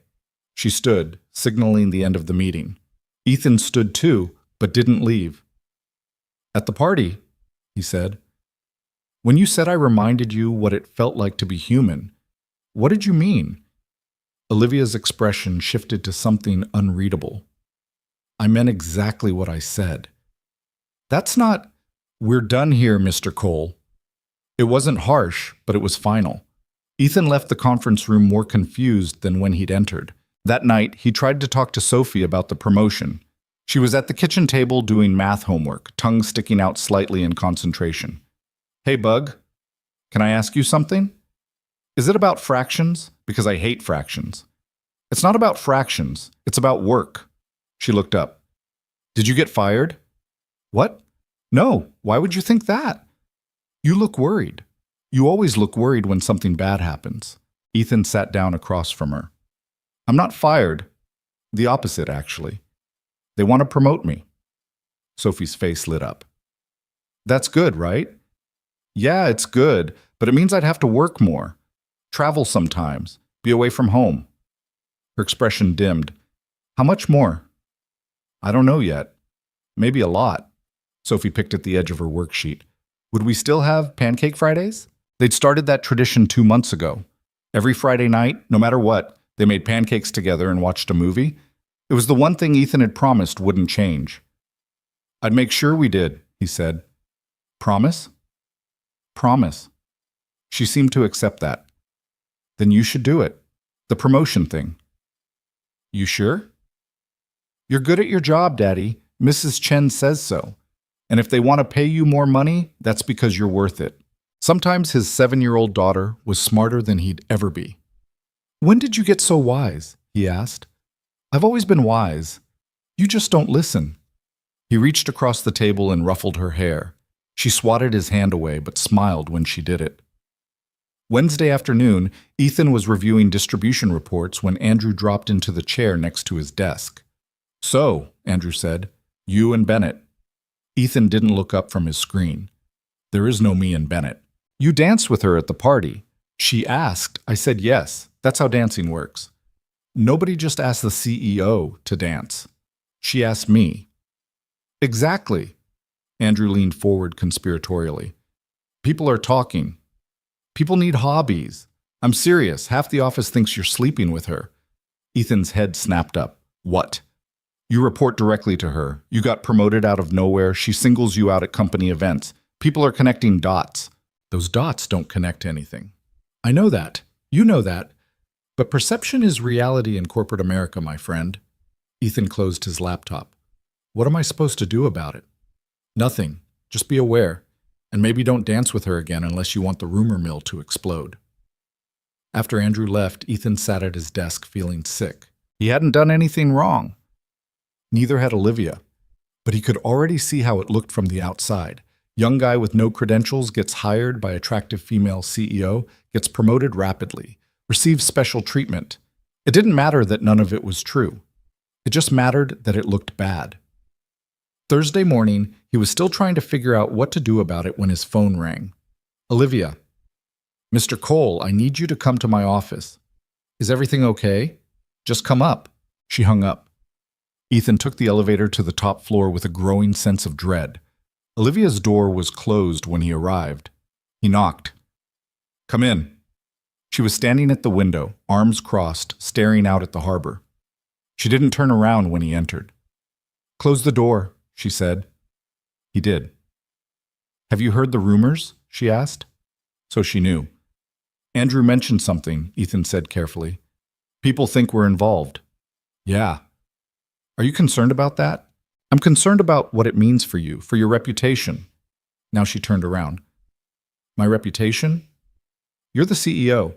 If people think you're showing favoritism because of some personal thing that undermines everything you've built here. Olivia studied him for a long moment. What about your reputation? She asked. I don't have one. I'm nobody. You're not nobody. Compared to you, I am. She crossed the room and sat on the edge of her desk, closer to him than she'd been since the dance. Let me be clear about something, she said quietly. I hired you because you were qualified. I promoted you because you earned it. And if I've given you opportunities, it's because you've proven you can handle them. None of that has anything to do with whatever people think is happening between us. I know that. Do you? Ethan met her eyes. Yes. Good. Because I'm not going to defend my professional decisions to people who are more interested in gossip than results, and neither should you. But if the board thinks you're a valuable asset, the numbers don't lie. Numbers can be interpreted however people want to interpret them. Then let them interpret. Olivia's voice was firm. I'm offering you this promotion because you're the best person for the job. If you turn it down because you're afraid of what people might say, that's your choice. But don't do it because you think you're protecting me.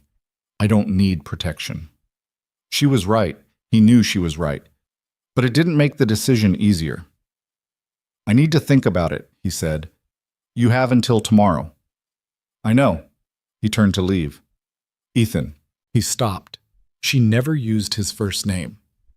For what it's worth, she said quietly, I think you'd be good at this. The promotion, leading a team, making decisions that matter. You're better at it than you think you are. Something in her voice made his chest tight. Thank you, he managed. He left before he could say something stupid.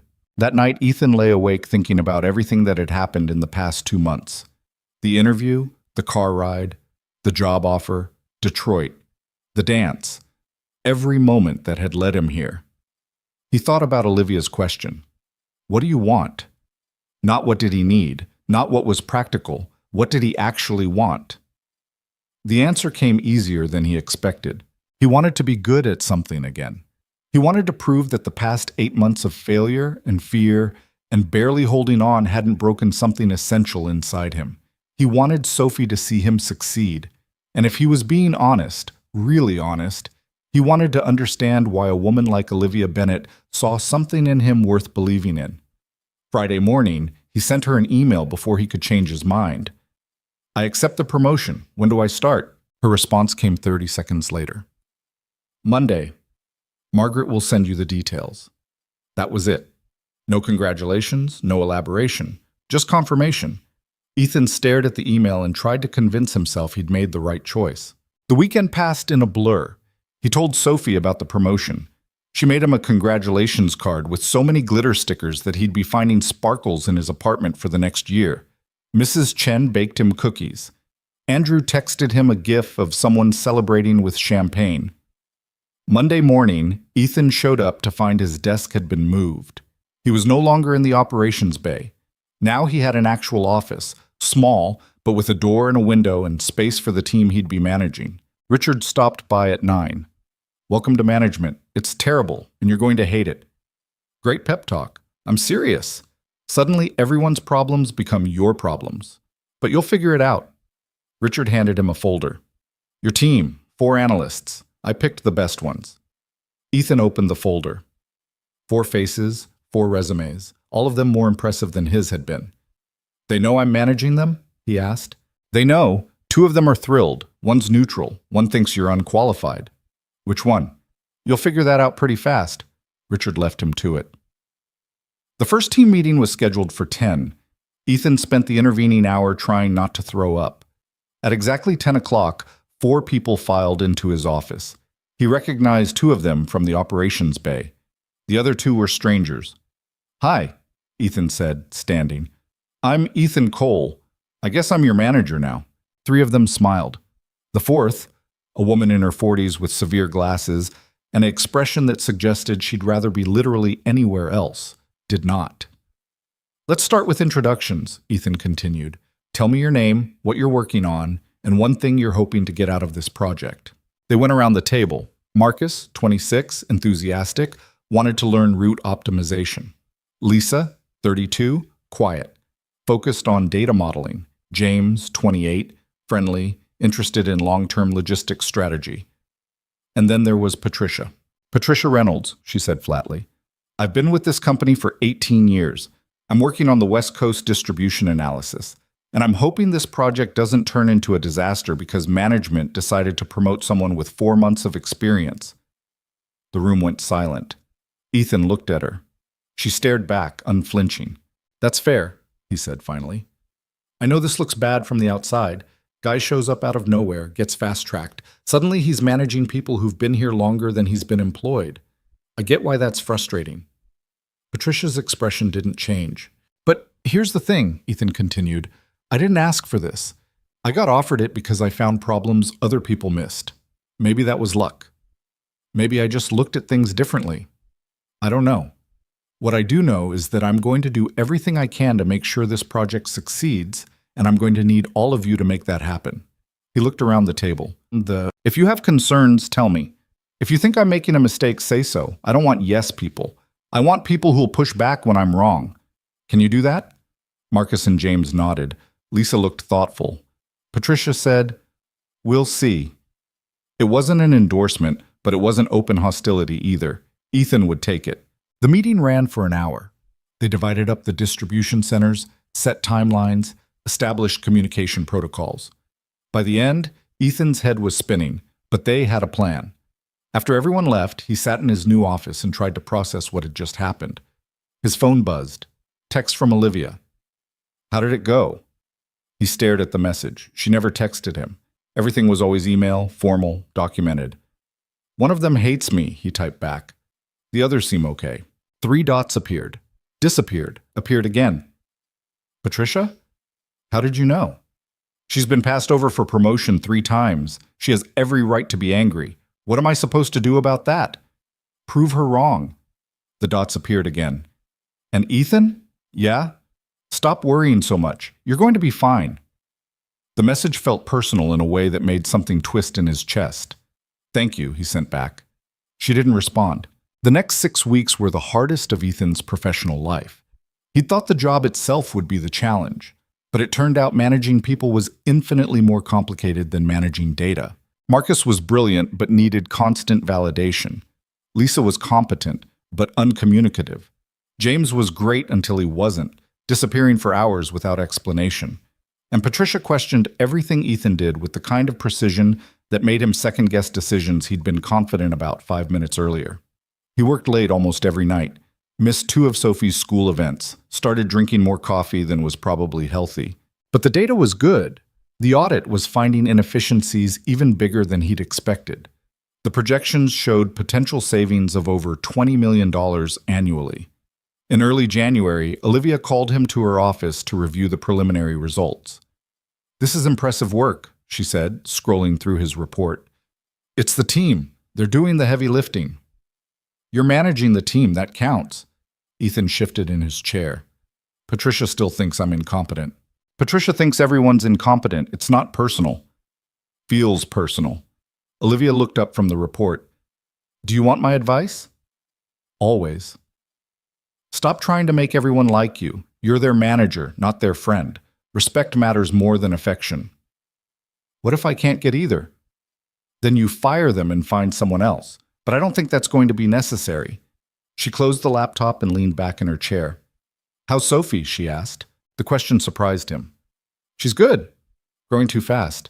I swear she was 3 feet tall yesterday, and now she's basically eye level with me." "You're exaggerating." "Only slightly." Olivia smiled. It was brief but genuine. "You should bring her by sometime," she said. Ethan blinked. "What?" "To the office. Let her see where you work. Kids like that sort of thing." "You want me to bring my 7-year-old to a corporate office?" "I had a thought. This company sponsors a youth baseball league. Spring season starts in March. Registration is open." "Sophie doesn't play baseball. Does she want to?" Ethan thought about all the times Sophie had asked about sports, about teams, about doing something that wasn't just her and him in their tiny apartment. "Maybe," he admitted. "Then sign her up. The company covers the fees." Olivia picked up her tablet again, back to business. "Think about it." "Why are you doing this?" She looked at him. "Doing what?" "This. Looking out for her. For us." "I'm not looking out for anyone. I'm mentioning a company program that's available to all employees." But there was something in her voice that suggested that wasn't the whole truth. Ethan left her office with more questions than answers, and a strange warmth in his chest that he didn't know what to do with. That weekend, he asked Sophie if she wanted to play baseball. Her eyes went wide. "Really? Really?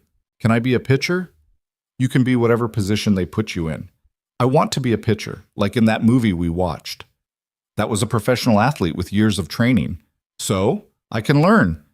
Her confidence was staggering. Ethan signed her up that night. 2 weeks later, he got an email from the league coordinator confirming her spot on a team called the Harbor Hawks.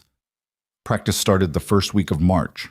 He forwarded the confirmation to Olivia with a simple message. "She's in. Thank you." Her response came an hour later. "Good. Let me know if you need anything." It wasn't much. Just 2 sentences. But it felt like something more. February blurred into March. The audit was nearly complete. Patricia had stopped openly criticizing him and had started offering what might generously be called constructive feedback. Marcus, Lisa, and James were functioning like an actual team. Sophie's first baseball practice was on a Saturday morning. Ethan took her to the field, watched her sprint toward the other kids with unearned confidence, and felt something loosen in his chest. She was terrible at baseball. Couldn't catch, couldn't throw, couldn't hit. But she didn't care. She just kept trying, kept laughing when she missed, kept asking the coach to show her again. Ethan stood on the sidelines with the other parents and felt, for the first time in a very long time, like maybe things were actually going to be okay. His phone buzzed, text from Olivia. "How's the first practice going?" He looked around instinctively like she might be watching from somewhere. "She's having the time of her life," he typed back. "Hasn't caught a single ball, but doesn't seem to notice." "Sounds perfect." He smiled at his phone like an idiot. On Monday, Ethan submitted the final audit report. $22 million in potential annual savings. Recommendations for 37 distribution centers. A complete overhaul of the domestic logistics network. The board approved it the same day. Richard called him into his office that afternoon. "They want you to oversee the implementation." "The whole thing?" "The whole thing. Congratulations. You just became the most important person in this department." Ethan should have been excited. Instead, he just felt tired. That night, he got home to find Sophie asleep on the couch, still in her baseball uniform, glove clutched to her chest. Mrs. Chen was in the kitchen. She insisted on wearing it all day, said she's going to sleep in it too. "She's committed. I'll give her that." "You look exhausted." "I am exhausted." Mrs. Chen gave him a look that was part sympathy, part exasperation. "You're going to work yourself to death, and then what? Sophie doesn't need money as much as she needs a father who's actually present." "I'm present." "You're home. That's not the same thing." The words stung because they were true. Ethan looked at his daughter sleeping on the couch, 7 years old and dreaming about baseball, and wondered if Olivia had been right. Was this what he wanted? Or was it just what he'd convinced himself he needed? He didn't have an answer. Mrs. Chen's words stayed with Ethan long after she'd gone home that night. He carried Sophie to bed, pulled off her baseball glove with careful hands, and stood in her doorway watching her sleep. She looked so small under the covers, one arm thrown over her head like she was reaching for something in her dreams. He'd been chasing stability for so long that he'd forgotten to ask if this was actually making her life better. More money, sure. Better apartment, better clothes, better opportunities. But was she happier? Was he? The questions kept him awake until 3 in the morning. By the time April arrived, the logistics implementation was in full swing and Ethan was drowning. The distribution centers were resisting the changes, drivers were complaining about new routes, and every day brought a fresh crisis that somehow became his responsibility to solve. He missed Sophie's second baseball game, then her third. On a Thursday night in late April, he got home at 9:30 to find her sitting at the kitchen table with homework spread out in front of her, already in her pajamas. "Hey, Bug. Sorry I'm late." She didn't look up. "Mrs. Chen made dinner. It's in the fridge." "You eat already?" "Hours ago." The flatness in her voice made his chest hurt. Ethan sat down across from her. "I know I've been working a lot." "You're always working. It's temporary. Once we get through this implementation phase," "You said that last month." She was right. He had. "Sophie, look at me." She finally raised her eyes. There was something in her expression he'd never seen before. Not anger. Something worse. Resignation. "I'm trying to build a better life for us," he said quietly. "I don't want a better life. I want you." The words hit him like a physical blow. Before he could respond, his phone rang. He glanced at the screen. Patricia. Sophie saw him look. "You're going to answer it," she said. Not a question. It's fine. I'm going to bed." She gathered her homework and walked past him without saying goodnight. Ethan sat alone in the kitchen, phone still ringing in his hand, and felt something inside him crack. He didn't answer the call. The next morning, he walked into work with a decision already made. He found Richard in his office, handed him a flash drive with all the implementation documentation, and said, "I need to scale back." Richard looked up from his computer. "Scale back what?" "Everything. The hours, the travel, the constant emergencies. I need boundaries." "Ethan, we're in the middle of the biggest logistics overhaul this company's ever attempted. This isn't the time to..." My daughter told me last night that she doesn't want a better life. She wants me. And she was right. I've been so focused on giving her things that I forgot to actually be there. Richard leaned back in his chair. What are you asking for? Reasonable hours, no more than 50 a week. No work after 7 p.m. unless it's a genuine emergency. And I need to be at her baseball games, all of them. The board's not going to like this. Then they can fire me. Richard studied him for a long moment. You're serious? Completely. Okay, I'll talk to them, but you need to train someone to handle the emergencies when you're not available. You can't just disappear and leave the rest of us scrambling. I'll train Patricia. She knows the project better than anyone except me anyway. Patricia's going to love that. Patricia's going to be great at it. Richard shook his head. You've got guts, Cole. Stupid guts, but guts. Ethan left Richard's office feeling lighter than he had in months. The feeling lasted exactly until he got an email from Margaret. Ms. Bennett needs to see you. Now. So she'd already heard.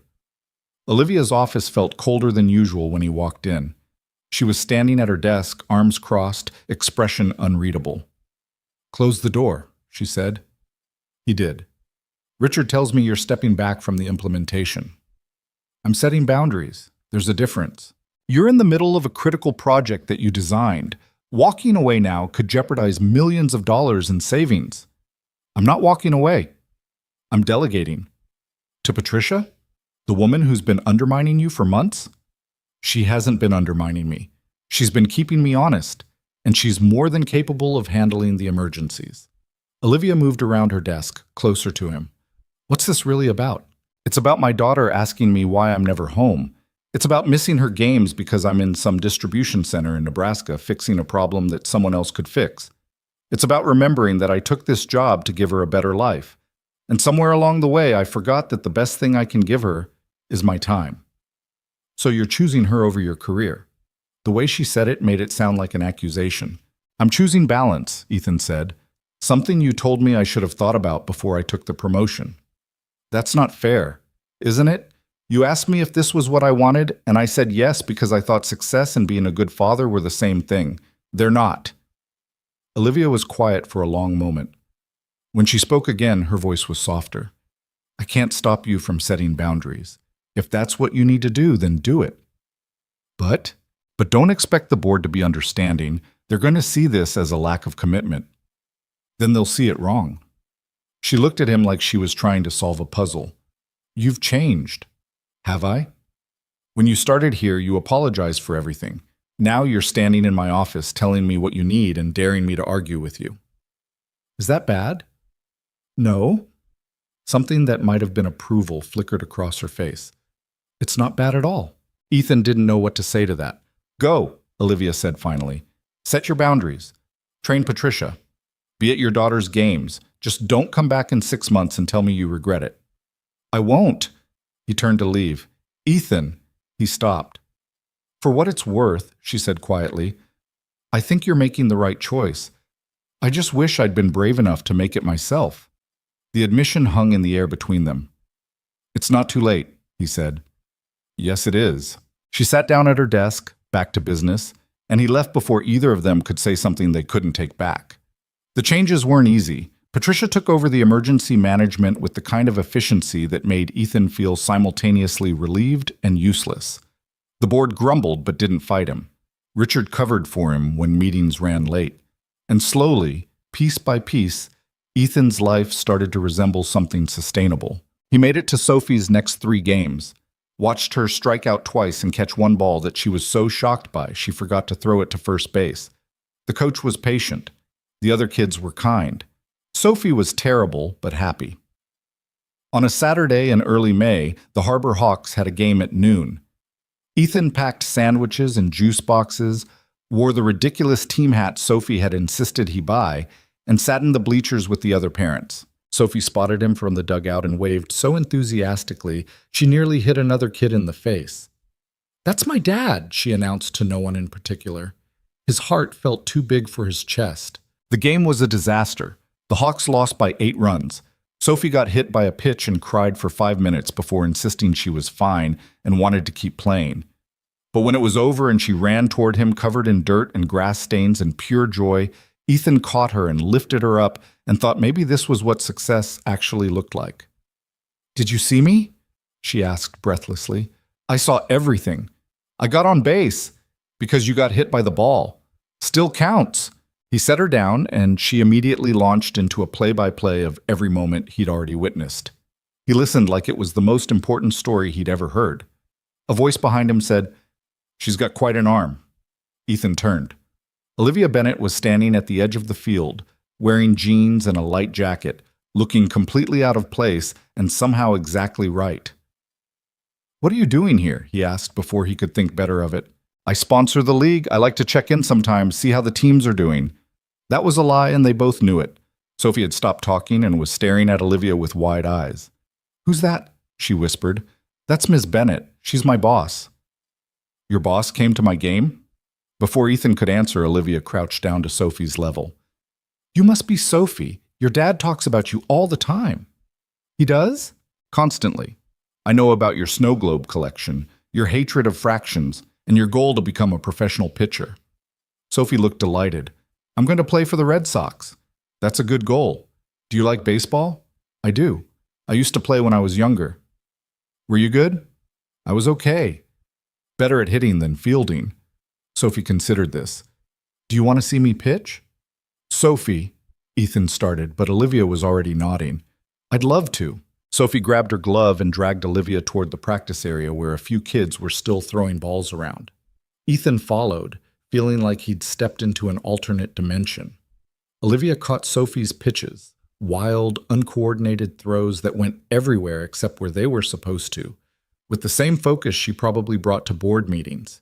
She offered gentle corrections, demonstrated proper form, praised every small improvement. Sophie was absolutely mesmerized. After 20 minutes, the other kids started leaving. Sophie reluctantly handed over her glove. "Thank you for teaching me," she said seriously. "Thank you for letting me. You're going to be great if you keep practicing." "Will you come to another game?" The question caught both Ethan and Olivia off guard. "I don't know," Olivia said carefully. "I'm very busy." That's what my dad used to say. But then he decided I was more important than being busy. The simple honesty of it made Ethan want to sink into the ground. Olivia looked at him over Sophie's head, something unreadable in her expression. "You're right," she said to Sophie. "Important things should come first." "So you'll come?" "I'll try." Sophie beamed and ran off to collect her water bottle, leaving Ethan and Olivia standing alone on the empty field. "I'm sorry," Ethan said. "She's very persistent." "She's wonderful." "She is. But you don't have to actually come to her games. She'll understand." Olivia was quiet for a moment, watching Sophie chase another kid around the dugout. "What if I want to?" she said finally. Ethan looked at her, really looked at her. She was wearing almost no makeup, her hair was loose, and there was something vulnerable in the way she was standing, like she'd taken off armor and wasn't quite sure how to function without it. "Then come," he said quietly.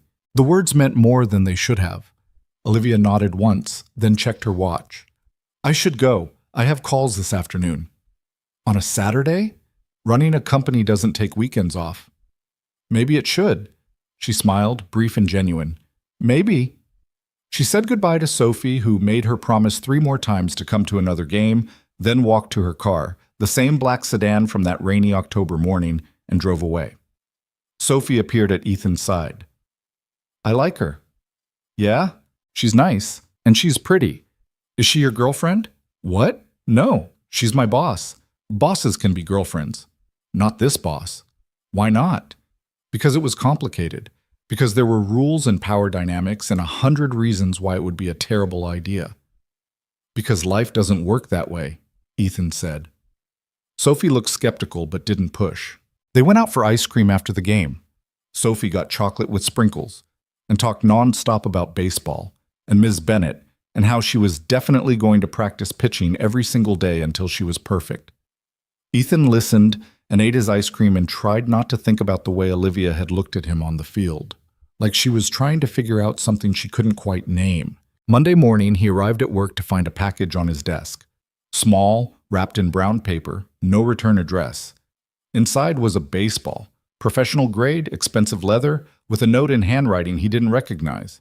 For Sophie. "Keep practicing." Obi. Ethan sat at his desk holding the baseball and trying to figure out what it meant. Was it a gift from a CEO to an employee's kid? Or was it something more? He didn't have an answer. That week, the implementation hit a major snag. The Phoenix distribution center had rejected the new routing system entirely, causing a backup that cascaded through 3 other hubs. Patricia handled it with ruthless efficiency, but it still required all hands on deck for 48 hours. Ethan worked late Tuesday and Wednesday, breaking his own boundaries, hating every minute of it.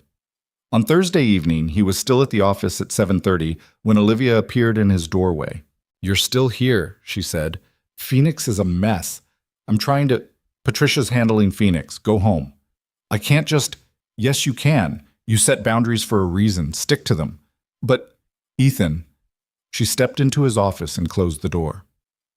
"If you stay here every time there's a crisis, you're not setting boundaries. You're just lying to yourself about having them. What if it falls apart without me? Then it falls apart.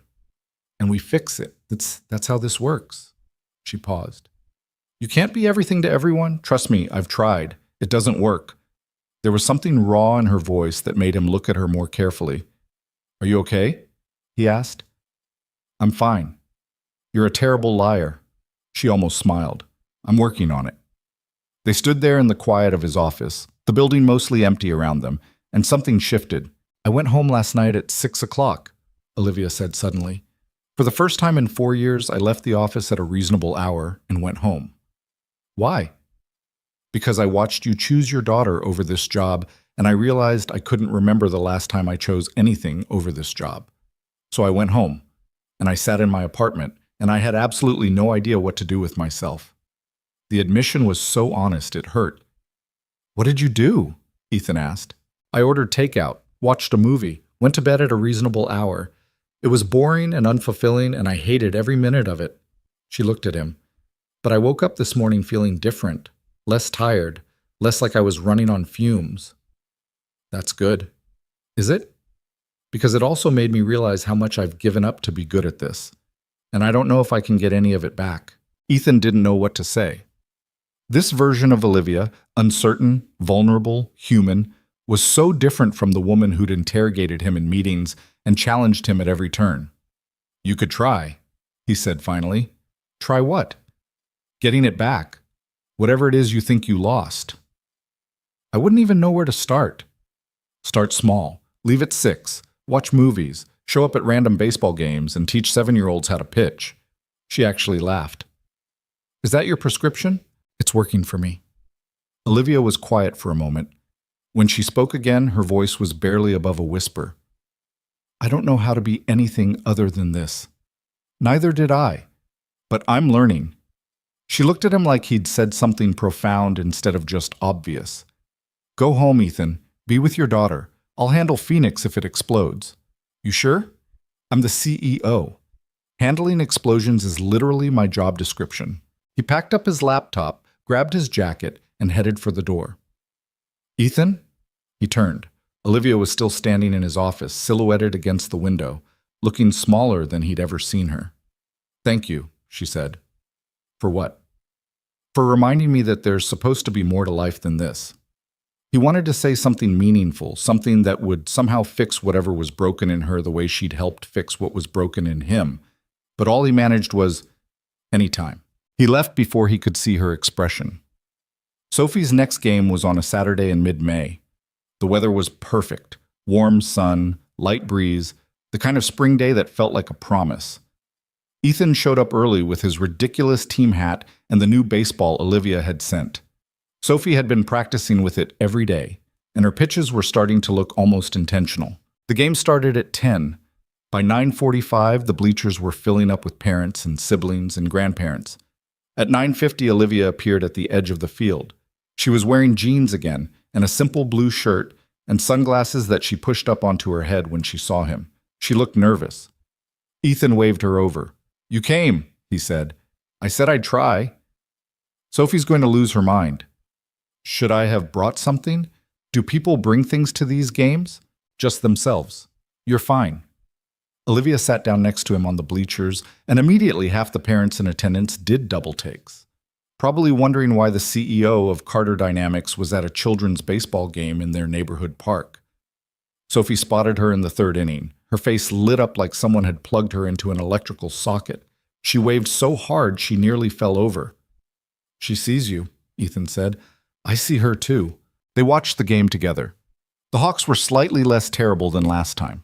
Sophie got on base twice, once on a walk, once on an actual hit that went approximately 15 feet but still counted. When she pitched in the fifth inning, Olivia leaned forward slightly, watching with the focus of someone who actually cared about the outcome. Sophie threw 4 balls and hit 1 batter before getting pulled, but she ran back to the dugout grinning like she'd just won the World Series. After the game ended, another loss, but a close one, Sophie sprinted over to them.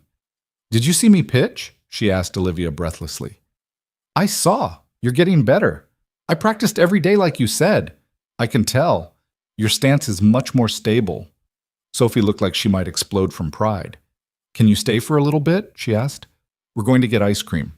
Olivia glanced at Ethan. "You should come," he said, "if you want to." She hesitated for only a second. "Okay."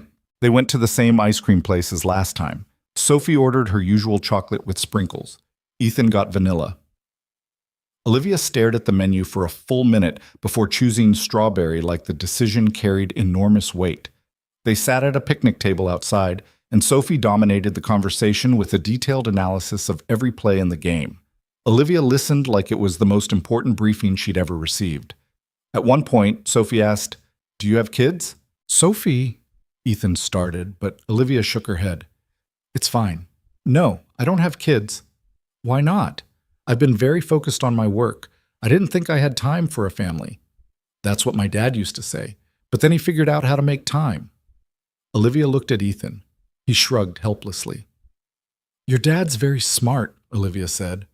"I know. He's the smartest person I know. Except maybe you. I think your dad has me beat. You're both smart. You should be friends." "We are friends," Olivia said carefully. "Are you?" The question was directed at Ethan.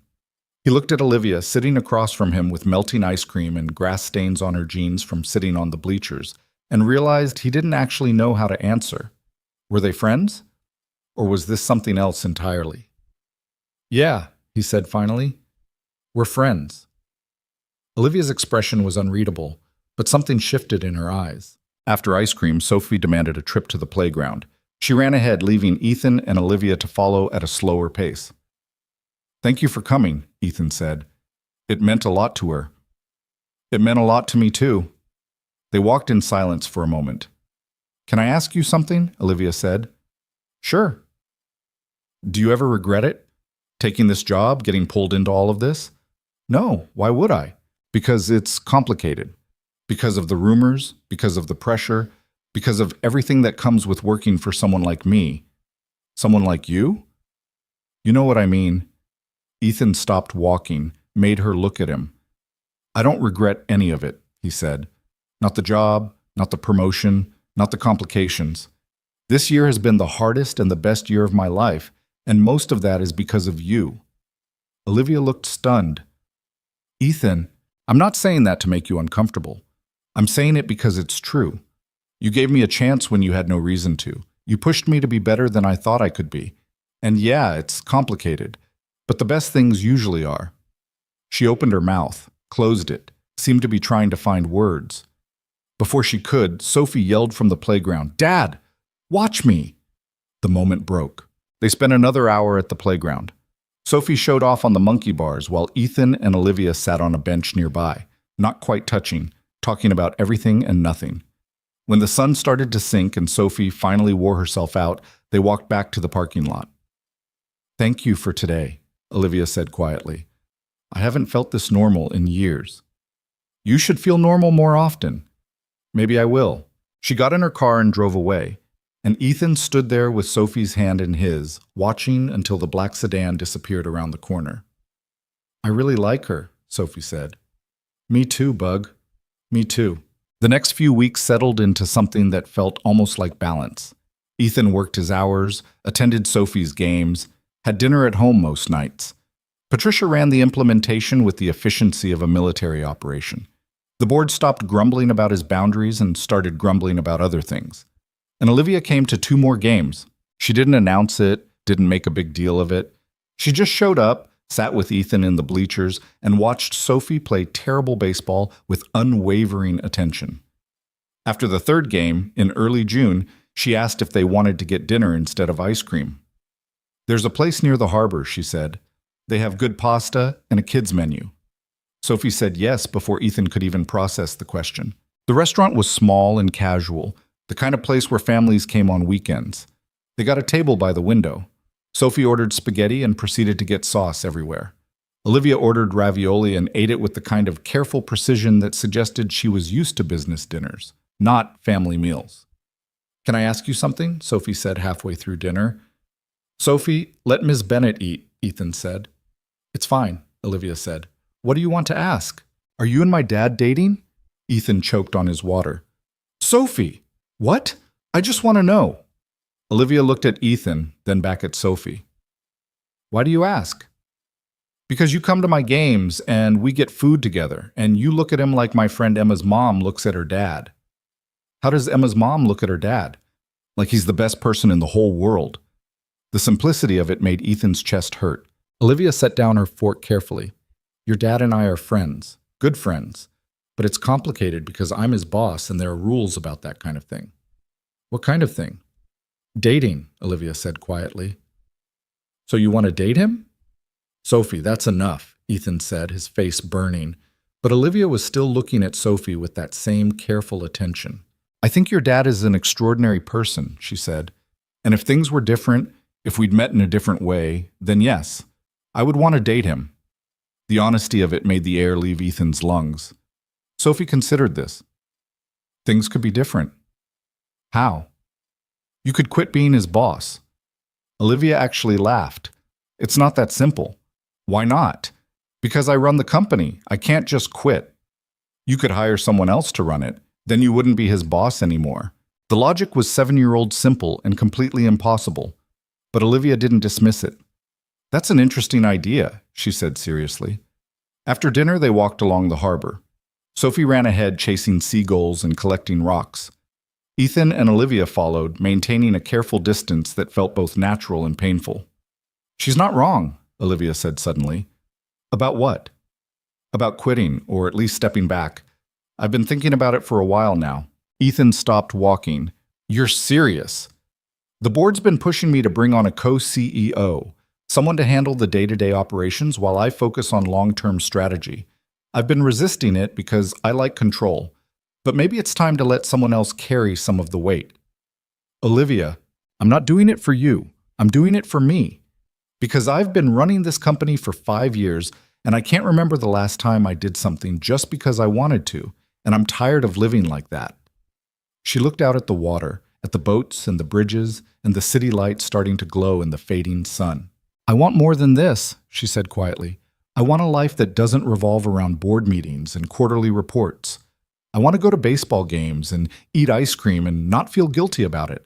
I want to be the kind of person who can answer a 7-year-old honestly when she asks if I want to date her father." Ethan's heart was pounding so hard he could hear it in his ears. "And do you?" he asked. "Want to date me?" Olivia turned to look at him. "Yes, but only if you want that too, and only if we can figure out how to do it without destroying everything we've both built." "I want it," Ethan said. "I've wanted it since the night of the party when you asked me to dance and looked at me like I wasn't just some project you were working on." "You were never a project." "I know, but it took me a while to believe that." They stood there on the harbor walk, close but not touching, while Sophie threw rocks into the water 20 feet away. "This is going to be complicated," Olivia said. "Everything worth having is." She smiled. "When did you get so wise?" "I have a very smart daughter. She teaches me things." Olivia reached out and took his hand. Her fingers were warm and slightly trembling. "I'm going to talk to the board next week about bringing on a co-CEO.